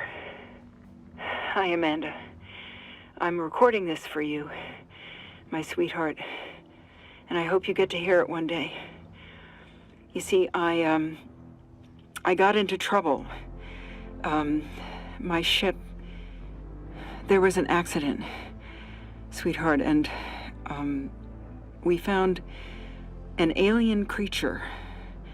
It was very dangerous, and the only way we could stop it was to destroy the ship. I'm okay. I'm stuck on this lifeboat, long way out. But we had to destroy the ship. We had to destroy the Nostromo. We just couldn't risk bringing that thing home with us. I needed to protect you. Don't worry. Don't worry about me. I'm sure I'll see you very soon. I love you, sweetheart. Of course, the truth is they'll never see each other again. Nonetheless, the unwitting lie is as good a closure Amanda Ripley will ever get. Now, Marlowe intends to follow in her mother's footsteps. He's rigged his own ship to explode, turning his reactor into a nuke. It'll be powerful enough to destroy not only his ship, but Sevastopol Station too, eradicating every trace of the organism. He will not let the company have it. While he rants, Taylor takes the opportunity to knock him out with a wrench. Then she works with Amanda to fix the overloaded reactor. Taylor's proximity to it gets her killed, but they were partly successful. The ship will still explode, but the blast has been reduced, so anyone still living at Sevastopol Station will be spared. Amanda escapes Marlowe's ship on her shuttle, but is not yet in the clear. Back at Sevastopol Station, Ricardo shares the bad news. The explosion took out their orbital stabilizers. They're about to fall out of the sky. Their only hope is to connect with the ship Amanda first came here on, the Torrens. Amanda gets to the observatory, finds the Torrens, and manually aligns the dishes to its position. Finally, she makes contact with her crew. She tells them about the deadly alien organism and calls for urgent extraction. But with the station in disarray, there's no way for the Torrens to dock. They'll have to improvise. She prepares for a dangerous journey to her ship, and Ricardo won't be coming with her, thanks to the facehugger that's latched to him. She works on setting up a manual dock, a way to reach the Torrens using the maintenance rig. It might just work, but Amanda doesn't get a chance to find out. She's grabbed by a xenomorph. Her world goes black, and the light returns, not dead, alive in one of their nests. She rips her way out. She evades aliens and eggs, but the Sevastopol is going down, and the Torrens is going with it, thanks to their manual tether. Amanda gets an EVA suit. She gets outside. She is surrounded by monsters, but does her job regardless, setting off the emergency release bolts. The monsters are flung into space, and she is thrown toward her ship. As the Sevastopol crashes into the planet below, Amanda Ripley makes it onto the Torrens. She heads toward the bridge, toward Captain Verlaine, and finds a xenomorph along the way. It's like Marlowe said, the only way is evasion, but there's nowhere to run. So she opens the airlock, flinging the alien and herself into space. The EVA suit keeps her alive, as she floats aimlessly in the void. Once again, her world goes black. And once again, it returns, illuminated by the beam of a searchlight. 5 years later, Weyland-Yutani investigates the Nostromo wreckage, the ship Ripley blew up 20 years ago, and they find what looks like a big rock. They bring it aboard the Renaissance space station, a scientific research facility divided between two modules, Romulus and Remus. Their investigation quickly reveals what that rock really is, a resin shell, and cutting it open reveals what's inside, a xenomorph, the one Ripley thought she killed 20 years ago. Now it is either truly dead or in deep slumber. Just in case, the control rig keeps its internals at sub-zero temperatures. Looking over the monster, Mattis opines on its value to the weapons division. On the other hand, Science Officer Rook, a synthetic who wears the same face as the one Ripley and her crew destroyed 20 years ago, he sees something different. From the Nostromo event, they know this creature evolves from infant to adult at inexplicable speed, and now they know it can generate new tissue to survive almost any environment. This creature may hold the key to what their founding father, Peter Weyland, was searching for: eternal life, Prometheus fire. And after only a few days of research, Rook finds it. He harvests the xenomorph's DNA, synthesizes an egg, and finally replicates the parasitoid stage of its life cycle, the facehugger. Inside it, he finds a dark substance, the accelerant responsible for the xenomorph's incredible growth, the same black fluid which planted the seeds for life on Earth so many years ago. But he doesn't get much further before a couple of crew members intervene. Hyla has experience killing bugs. On LV-146, she was part of the team clearing the place of indigenous critters prior to terraforming. But she got cocky. She got too close, and that lost her an eye, because one of the bugs was playing dead. She refuses to make that mistake again. She knows that xenomorph is just biding its time, and she doesn't plan on waiting for it to reveal that it's still alive after all. She and Adrian break into the lab to launch the creature back into space, but of course, Hyla was right. It was playing dead, and now that its life is threatened, that tactic no longer works. Instead, it opts for killing. First Adrian, then others. Before long, it's only Hyla and Rook who are left. The alien cuts Rook in half before Hyla shoots, stabs, and burns it. The xenomorph, now in pieces, spills its acid blood and melts a hole in the station. The Renaissance can sustain a few seconds of decompression before the energy systems seal the hole. The only question is, can Hyla hold on that long? The answer turns out to be no. Her body floats through space, while the xenomorph's remains on the now sealed ship, tangled in some wires, but finally, truly dead. 170 days later, this station will receive some ill-fated visitors, including Rain Carradine. She's spent her whole life on Jackson's Star mining colony, a place of perpetual darkness where daylight never shines. Her only family is Andy, a malfunctioning synthetic her father discovered and programmed with one directive: always do what's best for Rain. As for her father and mother, both, like so many others, died in the mines. She has no intention of following in their footsteps. She and Andy will leave this colony for greener pastures on the terraformed world Ivaga 3, a world where you can see the sun. After 12,032 work hours, her contract with Weyland-Yutani is fulfilled, and she is free to leave. Except the company has other plans. There's a worker shortage. She is to be transferred to the mines, but she'll be free again once she reaches her new quota, another 12,000 hours. That's why she's willing to hear out her ex-boyfriend's plan. Tyler and his crew, including his sister Kay and cousins Bjorn and Navarro, picked up the signal from a beacon, the Renaissance space station, apparently decommissioned and unguarded, ripe for plunder. Specifically, they could steal its cryopods, which they need if they're going to make the 9-year trip to Ivaga. To get onto the station and traverse it, however, they will need Andy's help. He is a Weyland-Yutani synthetic, capable of communication with Mother, the station's computer. He could unlock doors. With the hope of a legitimate travel permit fading rapidly, Rain agrees to join them and bring Andy along. Though she keeps from him an awful truth. Ivaga does not allow synthetics. He will be decommissioned on arrival. And there's another awful truth they'll all soon learn. There are cryopods in the station, but also a host of synthesized facehuggers and the upper half of a ruthless synthetic named Rook. Once they reach their destination, Rain stays on the ship with Navarro and Kay, while Andy joins Tyler and Bjorn on the Renaissance, a station that's currently on a one-way trip into the rings around Jackson's Star. But the fall will take another 36 hours, so they have plenty of time before the crash. They move fast.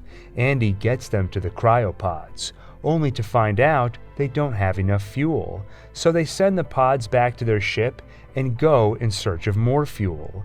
On the way, Bjorn clues Andy in on that awful secret, that he will not be joining them on the new world. Bjorn says it to be cruel, since he holds a grudge against robots, ever since one of them made the call to seal a mine after a gas leak, with his parents still inside. 3 miners died, but he saved a dozen.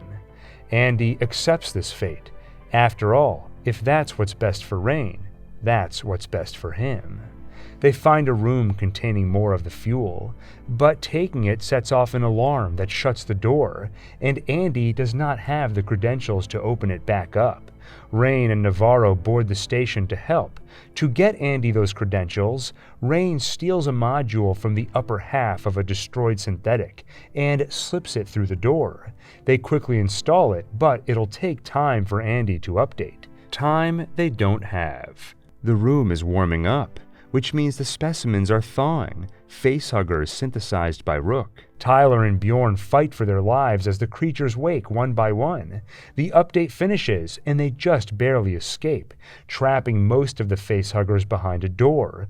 But one slips through and latches onto Navarro. When they try to remove it, the facehugger tightens its grip around her throat. In search of answers, they grab that broken synthetic, Chief Science Officer Rook. They plug him back in, and just like Ash 20 years ago, he offers only despair. Navarro cannot be saved. Their only choice is to run, or face death by the thing which will soon burst from her chest. But Rain has an idea. They use the cryofuel to freeze the facehugger's tail, so it can no longer choke, and it works. But Rook warns they may already be too late. They cannot bring Navarro back, and Andy, with that new module in his head borrowed from Rook, making him a little more like-minded, tries to stop them. But Bjorn fights his way through and gets her out, leaving Rain and Tyler behind with Andy. On the ship, Rook's warning proves true. A monster bursts out of Navarro's chest. Her body spasms, and a leg kicks at the ship's control panel, sending it careening into the station, knocking it ever so slightly off its axis. That changes the calculation of things. Now, they have only 47 minutes to impact. But that ship is still intact. All they have to do is reach it in time. They quickly get past a horde of facehuggers and reach a locked door. They find Kay on the other side of it, and she is scared. The xenomorph is already fully grown. It killed Bjorn, and now it is after her too. But suddenly, it has stopped its pursuit. Andy knows exactly why. It is waiting for him to open that door. Then it won't have only Kay, but also Rain and Tyler. Despite this threat, Tyler begs Andy to open the door and save his sister, but this new, more cold and calculating Andy refuses. The xenomorph takes Kay. It is then Rain learns just how much Andy has changed. It seems Rook has given him a new directive: do what is best for the company.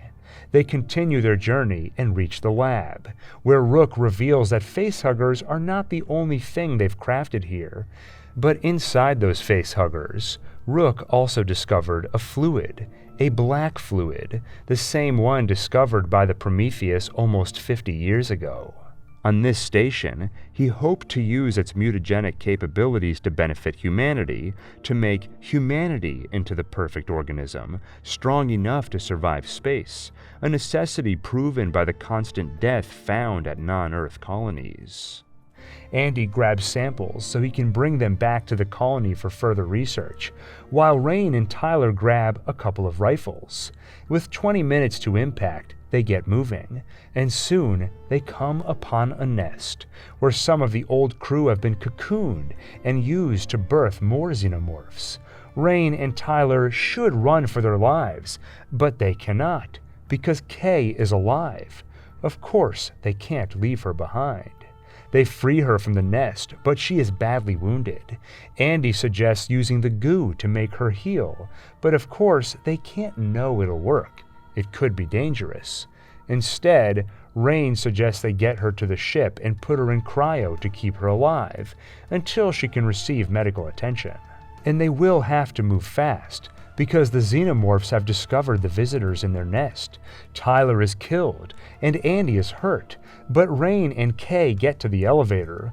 Only Rain cannot leave her brother behind, synthetic or not. She sends Kay to the ship on her own and goes back for him. She will fix Andy if he lets her remove Rook's module. His death would not be in the company's interest, so he is forced to comply. With the module removed, he is back to his old self. Working together, they just barely survive the nest of xenomorphs and get back to their ship before the station finally crashes into the rings. Finally, they have escaped. Rain puts Kay in cryosleep and gives Andy a new directive, not to do what is best for her, but, she says, do what's best for us. Before entering cryosleep herself, she discovers a new threat. It seems that once Kay reached the ship, before Rain and Andy joined her, Kay was worried, not just for herself, but also the baby in her womb. She is pregnant, something known only to Rain. That concern led to desperation, perhaps a lapse in judgment. She injected herself with the compound. Now it has mutated that baby. Rain watches a cocoon come out of her friend, and soon it is fully grown. An offspring combining humanity with the stew of life in that compound. Part xenomorph, part engineer, altogether an abomination. It badly damages Andy. It nurses from its mother, now producing a black, gooey substance in place of milk. Kay dies in the process. Then the offspring sets its sights on Rain. She gets away and sneaks into a spacesuit, gets into the cargo module, and burns a hole in the floor using acid from the offspring's own cocoon. Depressurization launches both of them into space, except she is harnessed onto a cable.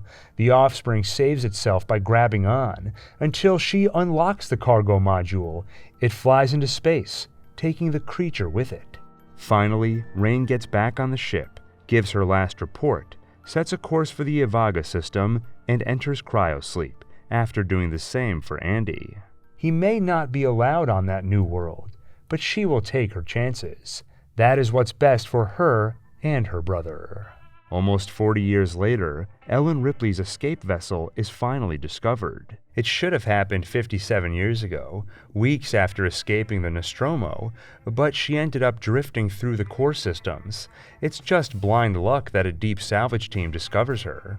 But waking up is about the only good news she gets. Her daughter, the one she promised she'd return home for her 11th birthday, passed away 2 years ago at the age of 66. The panel of executives who grill her about what really happened on the Nostromo doubt her story. They cannot understand why she blew up a $42 million spaceship. The finding of their inquiry is that Warrant Officer E. Ripley, NOC 14472, has acted with questionable judgment and is unfit to hold an ICC license as a commercial flight officer. Stripped of her profession, she can at least hold on to the knowledge that humanity is safe from the alien she blew out of an airlock. But even this silver lining is denied to her because after the inquiry, she learns that Weyland-Yutani has taken it upon themselves to build a colony on LV-426. Over 60 families now share a home with that crashed juggernaut. It's only by the grace of God none have yet been exposed to the thousands of eggs inside it. One day soon, that changes. Weyland-Yutani suddenly loses contact with the colony. It's around then they start taking Ripley's warnings about LV-426 seriously. They gather a team of Marines and send company rep Carter Burke to recruit Ripley as an advisor, the only one who's dealt with the threat they now face. But she escaped hell once before and has no intention of returning to it, even at the promise of a reinstated license. That changes after another night of waking up soaked in sweat. She will join them after all, on the condition they go with a single mission, not to study or bring back the specimen, but to exterminate them. Soon she joins a group of Marines on the Sulaco, en route to LV-426, and they wake from cryosleep as they make their approach. From the start, things are shaky, because they are joined by an android named Bishop, whose likeness and name are borrowed from the Charles Bishop Weyland who founded the company. No one told Ripley there'd be a synthetic with them, but this newer model assures that it is impossible for him to harm or allow to be harmed a human being. The Marines themselves do not much impress Ripley either. They are overconfident and show little respect for her warnings. But that'll change once they're on the ground. Ripley and Burke join the squad of Marines in a small dropship, which brings them down to LV-426, while the Sulaco waits above them in orbit. They enter the colony, and in the first structure they enter, find clear signs that a battle was fought, and they find holes melted into the metallic floors, corroborating Ripley's warnings of their acid blood. Same in the next structure. It seems they are too late. This colony has already fallen. But soon they find their first living soul, a little girl named Rebecca. She is, of course, scared of these strangers with big guns. Only Ripley is able to give her comfort and earn her trust, enough to learn her preferred nickname, Newt, and enough to learn that her family is dead, mother, father, and brother. What about the rest of the colonists? Every one of them was implanted with a personal data transmitter. Running scans, they finally pinpoint them at the processing station, under the main cooling towers. The team heads that way, while Lieutenant Gorman commands them remotely, watching through cameras with Ripley and Burke at his side. The team does find the colonists, mostly dead, all cocooned in an alien nest. One, still alive, begs to be killed before a fresh xenomorph pops out of her chest. They burn it dead before it can start to grow up, which draws the attention of those that already have. They come out of the walls and ceilings. The team is surrounded and ambushed. Gorman freezes up when he loses contact, so Ripley takes command. She grabs the APC vehicle and heads toward the team, managing to rescue Hicks, Vasquez, and Hudson. The rest are gone. What to do next? Ripley has a suggestion. Get back to orbit and nuke the whole site out of existence. Burke protests. It's a multi-million-dollar installation. He can't authorize that. But this is a military operation. Lieutenant Gorman was knocked out in the chaos, leaving Corporal Hicks in command. He decides they'll go with Ripley's plan. The dropship comes to pick them up, until the xenomorph on board reveals itself. Ripley and the others can only watch it crash, and along with it, their hope of leaving this place. Hudson, in particular, is disappointed. That's it, man. Game over, man. It's game over. The crash also took out their APC, so they salvage what they can and take shelter, along with Bishop. Now, it's all about survival. Once they're declared overdue, someone should come rescue them. That'll take 17 days. Hudson panics. They aren't going to last 17 hours here. Ripley, on the other hand, is calm. She asks for blueprints and starts thinking strategy. The xenomorphs can get to them through the service tunnels into the sub-level. If they repair the right barricades, seal the right doors, and weld plate steel over the ducts, they can limit the hostiles to 2 quarters, which they can cover with a couple of their robot sentry units, powerful devices that scan for enemies and fire automatically when they approach. They get to work and set everything up as planned. Hicks gives Ripley a tracker to wear on her wrist, so he can always find her if needed. She appreciates it. There's a growing respect between them, each seeing in the other that same ability to remain calm and to think, even in the face of mounting danger. Then it's time for bed, something Newt dreads. That's when the nightmares come. Ripley promises to keep her safe, and promises not to leave her. And she gives her that tracker from Hicks, for luck. Now, Ripley heads to the lab to see what Bishop has learned, studying the creatures. Not much. Ripley wonders where all the facehuggers are coming from. Eggs, of course. But who is laying them? They realize there must be a queen. She tells Bishop, when he's done, to destroy all of his samples. But Burke gave orders to bring them home. Facehuggers would be worth millions to the bioweapons division. Ripley confronts Burke. Somehow, the scum of Weyland-Yutani continues to disappoint her. She checked the colony log. After her testimony about the downed alien craft filled with alien eggs, Burke apparently gave the order for colonists to investigate. That's how they all got killed and infected by the xenomorph infestation. Burke got them killed, and now he wants to bring specimens to Earth. She will not allow it, and she will make sure people know this was all his fault. Soon, more bad news. The atmospheric processor has been damaged, a combination of the Marines firing and the acid blood during the first attack, and damage caused by the dropship crash. In 4 hours, the processor will go nuclear. They need a way out fast. Ripley and Hicks come up with something. If they repair the hard wiring between here and the colony transmitters, they can call for the other dropship from the Sulaco remotely. Only problem is, someone has to go out there to make the repairs, with all those things running around. Bishop volunteers. Between crawling over there, making the repairs, and flying the dropship remotely, it'll take him close to 4 hours. He gets to work as the xenomorphs approach. The sentry guns fire on them, almost every bullet they have. The surviving creatures retreat.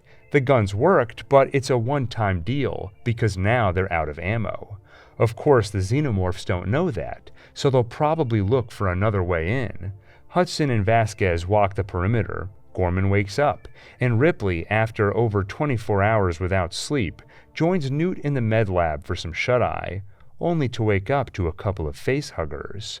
Ripley moves fast. The door is locked. The glass won't break, so she lights a fire under the sprinkler system, setting off the alarm. A facehugger gets on Ripley and she struggles with it, until Hicks and the other Marines arrive to the rescue. Then Ripley tells them what happened. Burke was behind this. He knew that if Ripley and Newt were impregnated by the aliens, he could put them in cryosleep. Nobody would know what's growing inside them, so he could easily sneak them past ICC quarantine on the return trip home. He'd have his valuable specimens, and Ripley couldn't testify about his failures. Hicks decides Burke's punishment will be execution, but it'll have to wait. The xenomorphs have cut power to the station.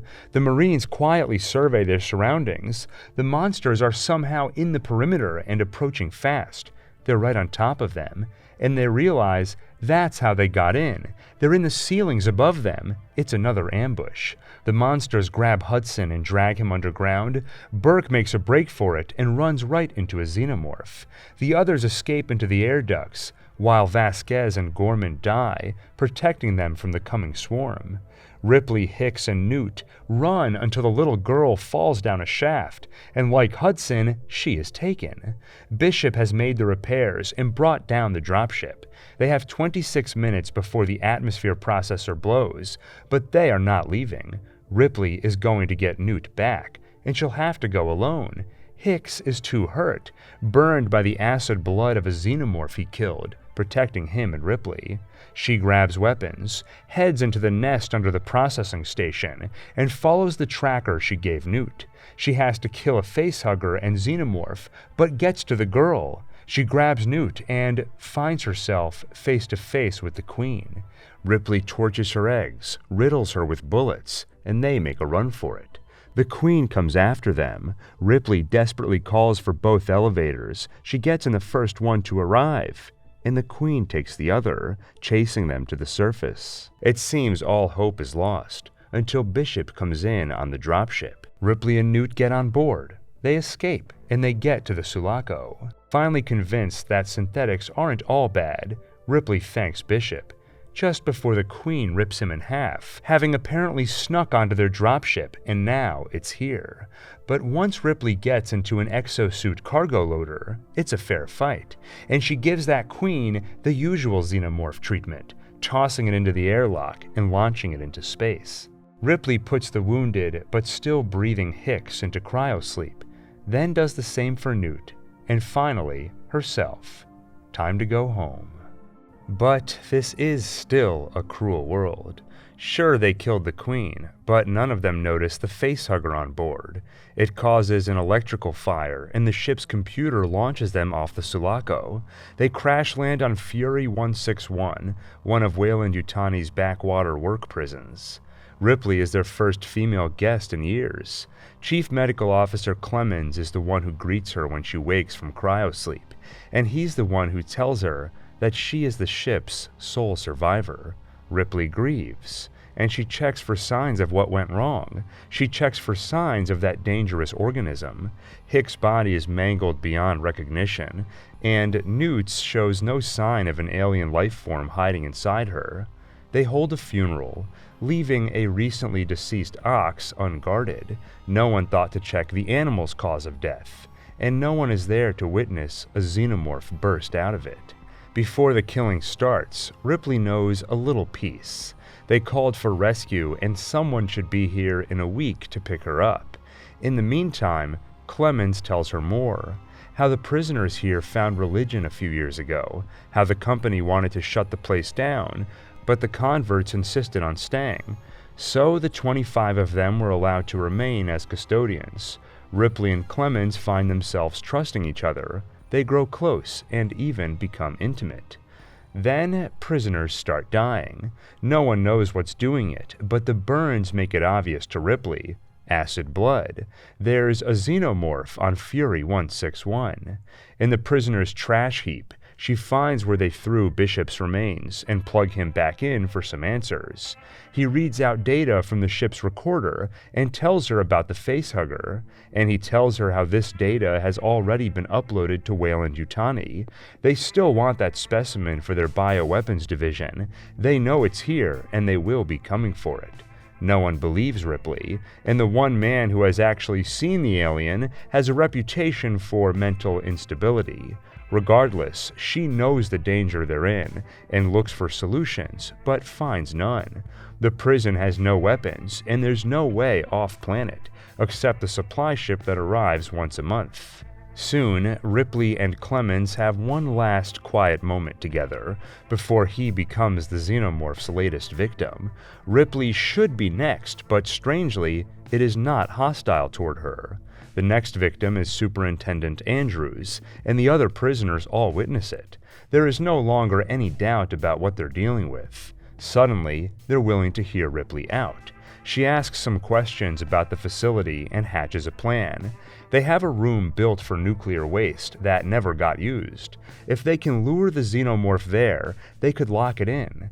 As always, Ripley's weapon of choice to drive the monster is fire. When the xenomorph attacks unexpectedly, triggering an early explosion, some of the convicts die. But ultimately, they do drive it in the right direction, and they do trap it in that room.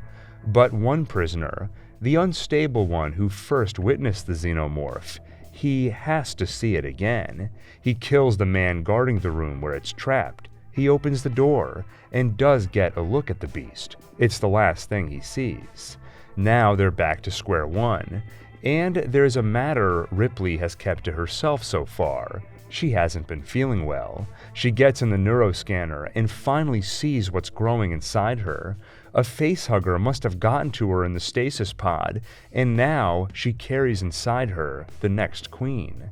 That's why the xenomorph let her go. It knows that she is its future. Ripley tells the prisoner's spiritual leader, Dylan, the stakes. If that thing gets out of her, it'll make eggs. It'll unleash thousands more facehuggers. It'll spread, and it'll wipe out everything. So she makes a deal. While it's in her, she can get close to the xenomorph. She will use that to help them kill it. All she asks in return is that when it's done, Dylan kills her too. That will be the best way to ensure the queen is never born, and for Ripley's life, that's a fair trade. The prisoners gather to devise a new plan to kill the xenomorph. Some are unwilling to fight. They'd rather wait for the company to send rescue, but Ripley clues them in on a nasty truth. They are not sending rescue for them. They are sending rescue for it. They've wanted that specimen for their bioweapons division for years, and Dylan reminds them of another truth. They're all gonna die one day, but they can choose how. Dylan has chosen to go out fighting. The rest of them follow. The plan is simple. They will be the bait. They will lure the monster to the mold and drown it in hot lead.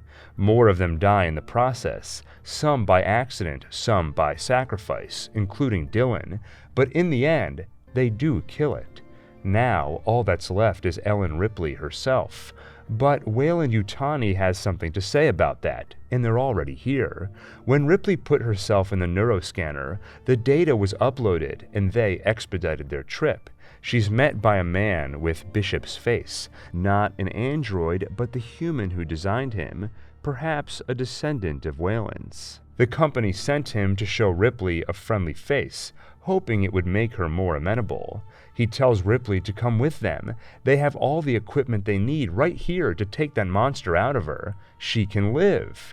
But Ripley knows damn well what'll happen after that. They won't kill it. They'll study it, they'll weaponize it, and whether they mean to or not, they will unleash hell. The choice they offer is no choice at all. Ripley leaps into the furnace. She dies and takes the xenomorph queen with her. That's where Ellen Ripley's story should end, and for a couple of centuries it seems like it has, until someone in the US military gets an idea how to bring her back. More specifically, how to bring back the thing that was growing inside her, the Xenomorph Queen. Using technology of the 24th century and blood samples taken from Ripley on Fury 161, they clone her, but she is not the old Ripley. By the time that blood sample was taken, the alien's DNA had already intermingled with her own. Good news for the scientists. That means they did not just resurrect a human, but also, just as they'd hoped, the alien queen inside her. And that is not the only thing which makes this Ripley special. After they surgically remove the queen, there is still some xenomorph in her. She has their strength, agility, and acid blood. Her mind is different too. She feels connected to them, like they are her family.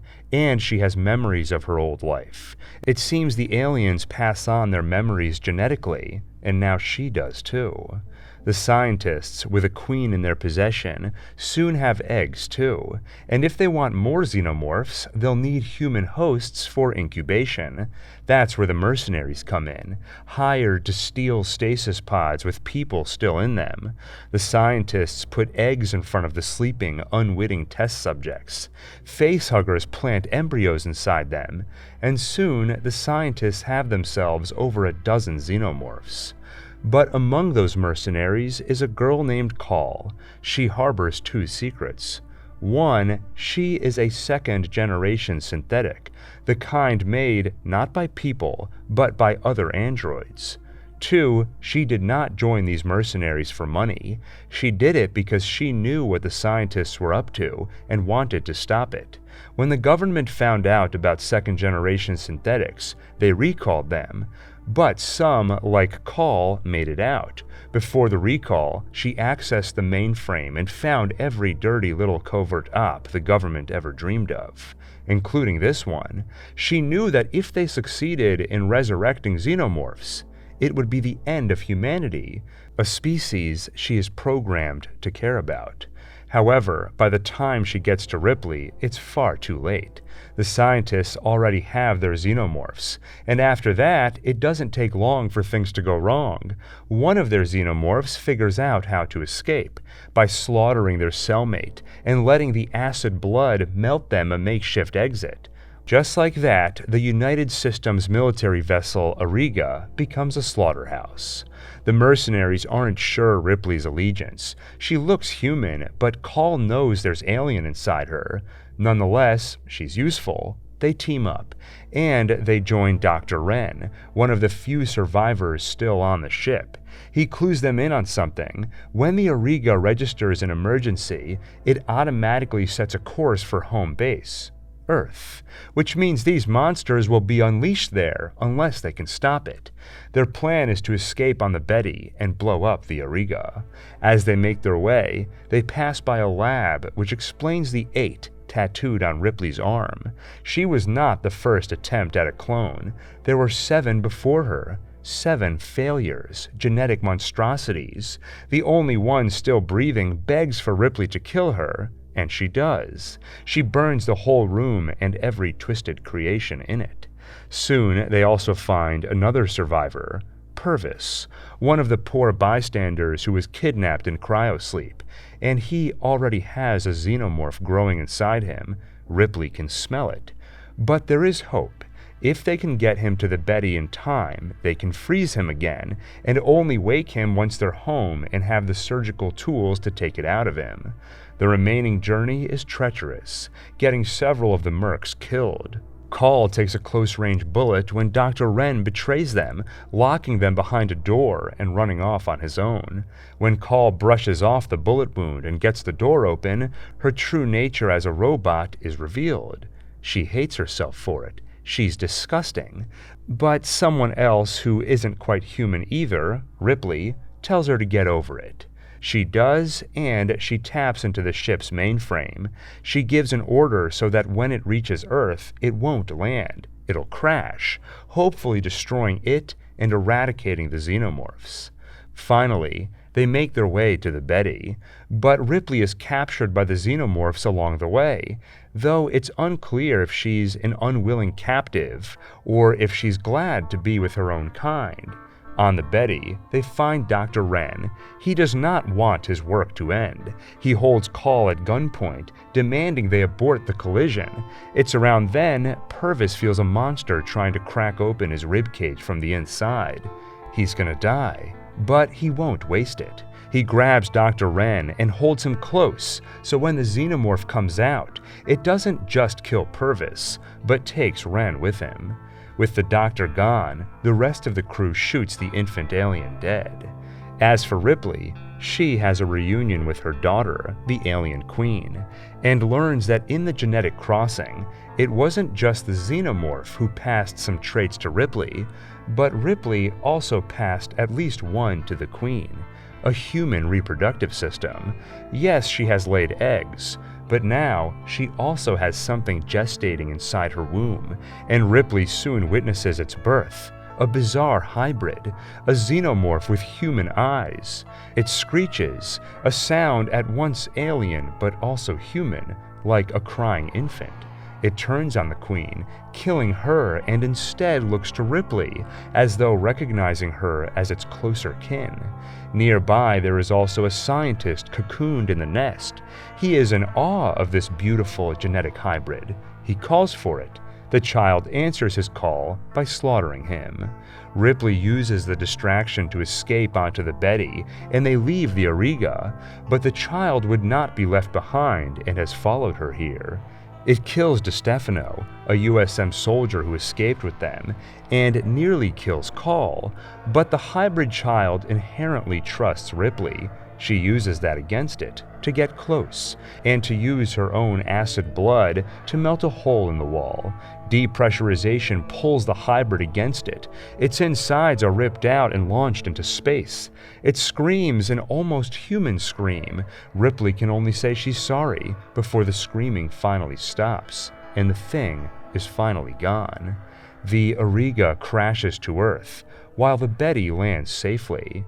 Call, an android built in space, and Ripley 8, a clone with genetically inherited memories, step out onto the ruined planet where they are both strangers, and they wonder what to do next. For now, that's the end of the road, but stay subscribed for more timeline updates when Alien Earth, Predator Badlands, and anything else releases from either of these franchises. Also, if you have questions like, is Alien vs. Predator really canon to the Alien movies? Why don't you call the Predators Yautja? Where does Blade Runner fit into all this? And what's the plan for these timelines going forward? For answers, check out my pinned comment. With that, thank you for watching, and see you on the next One Take.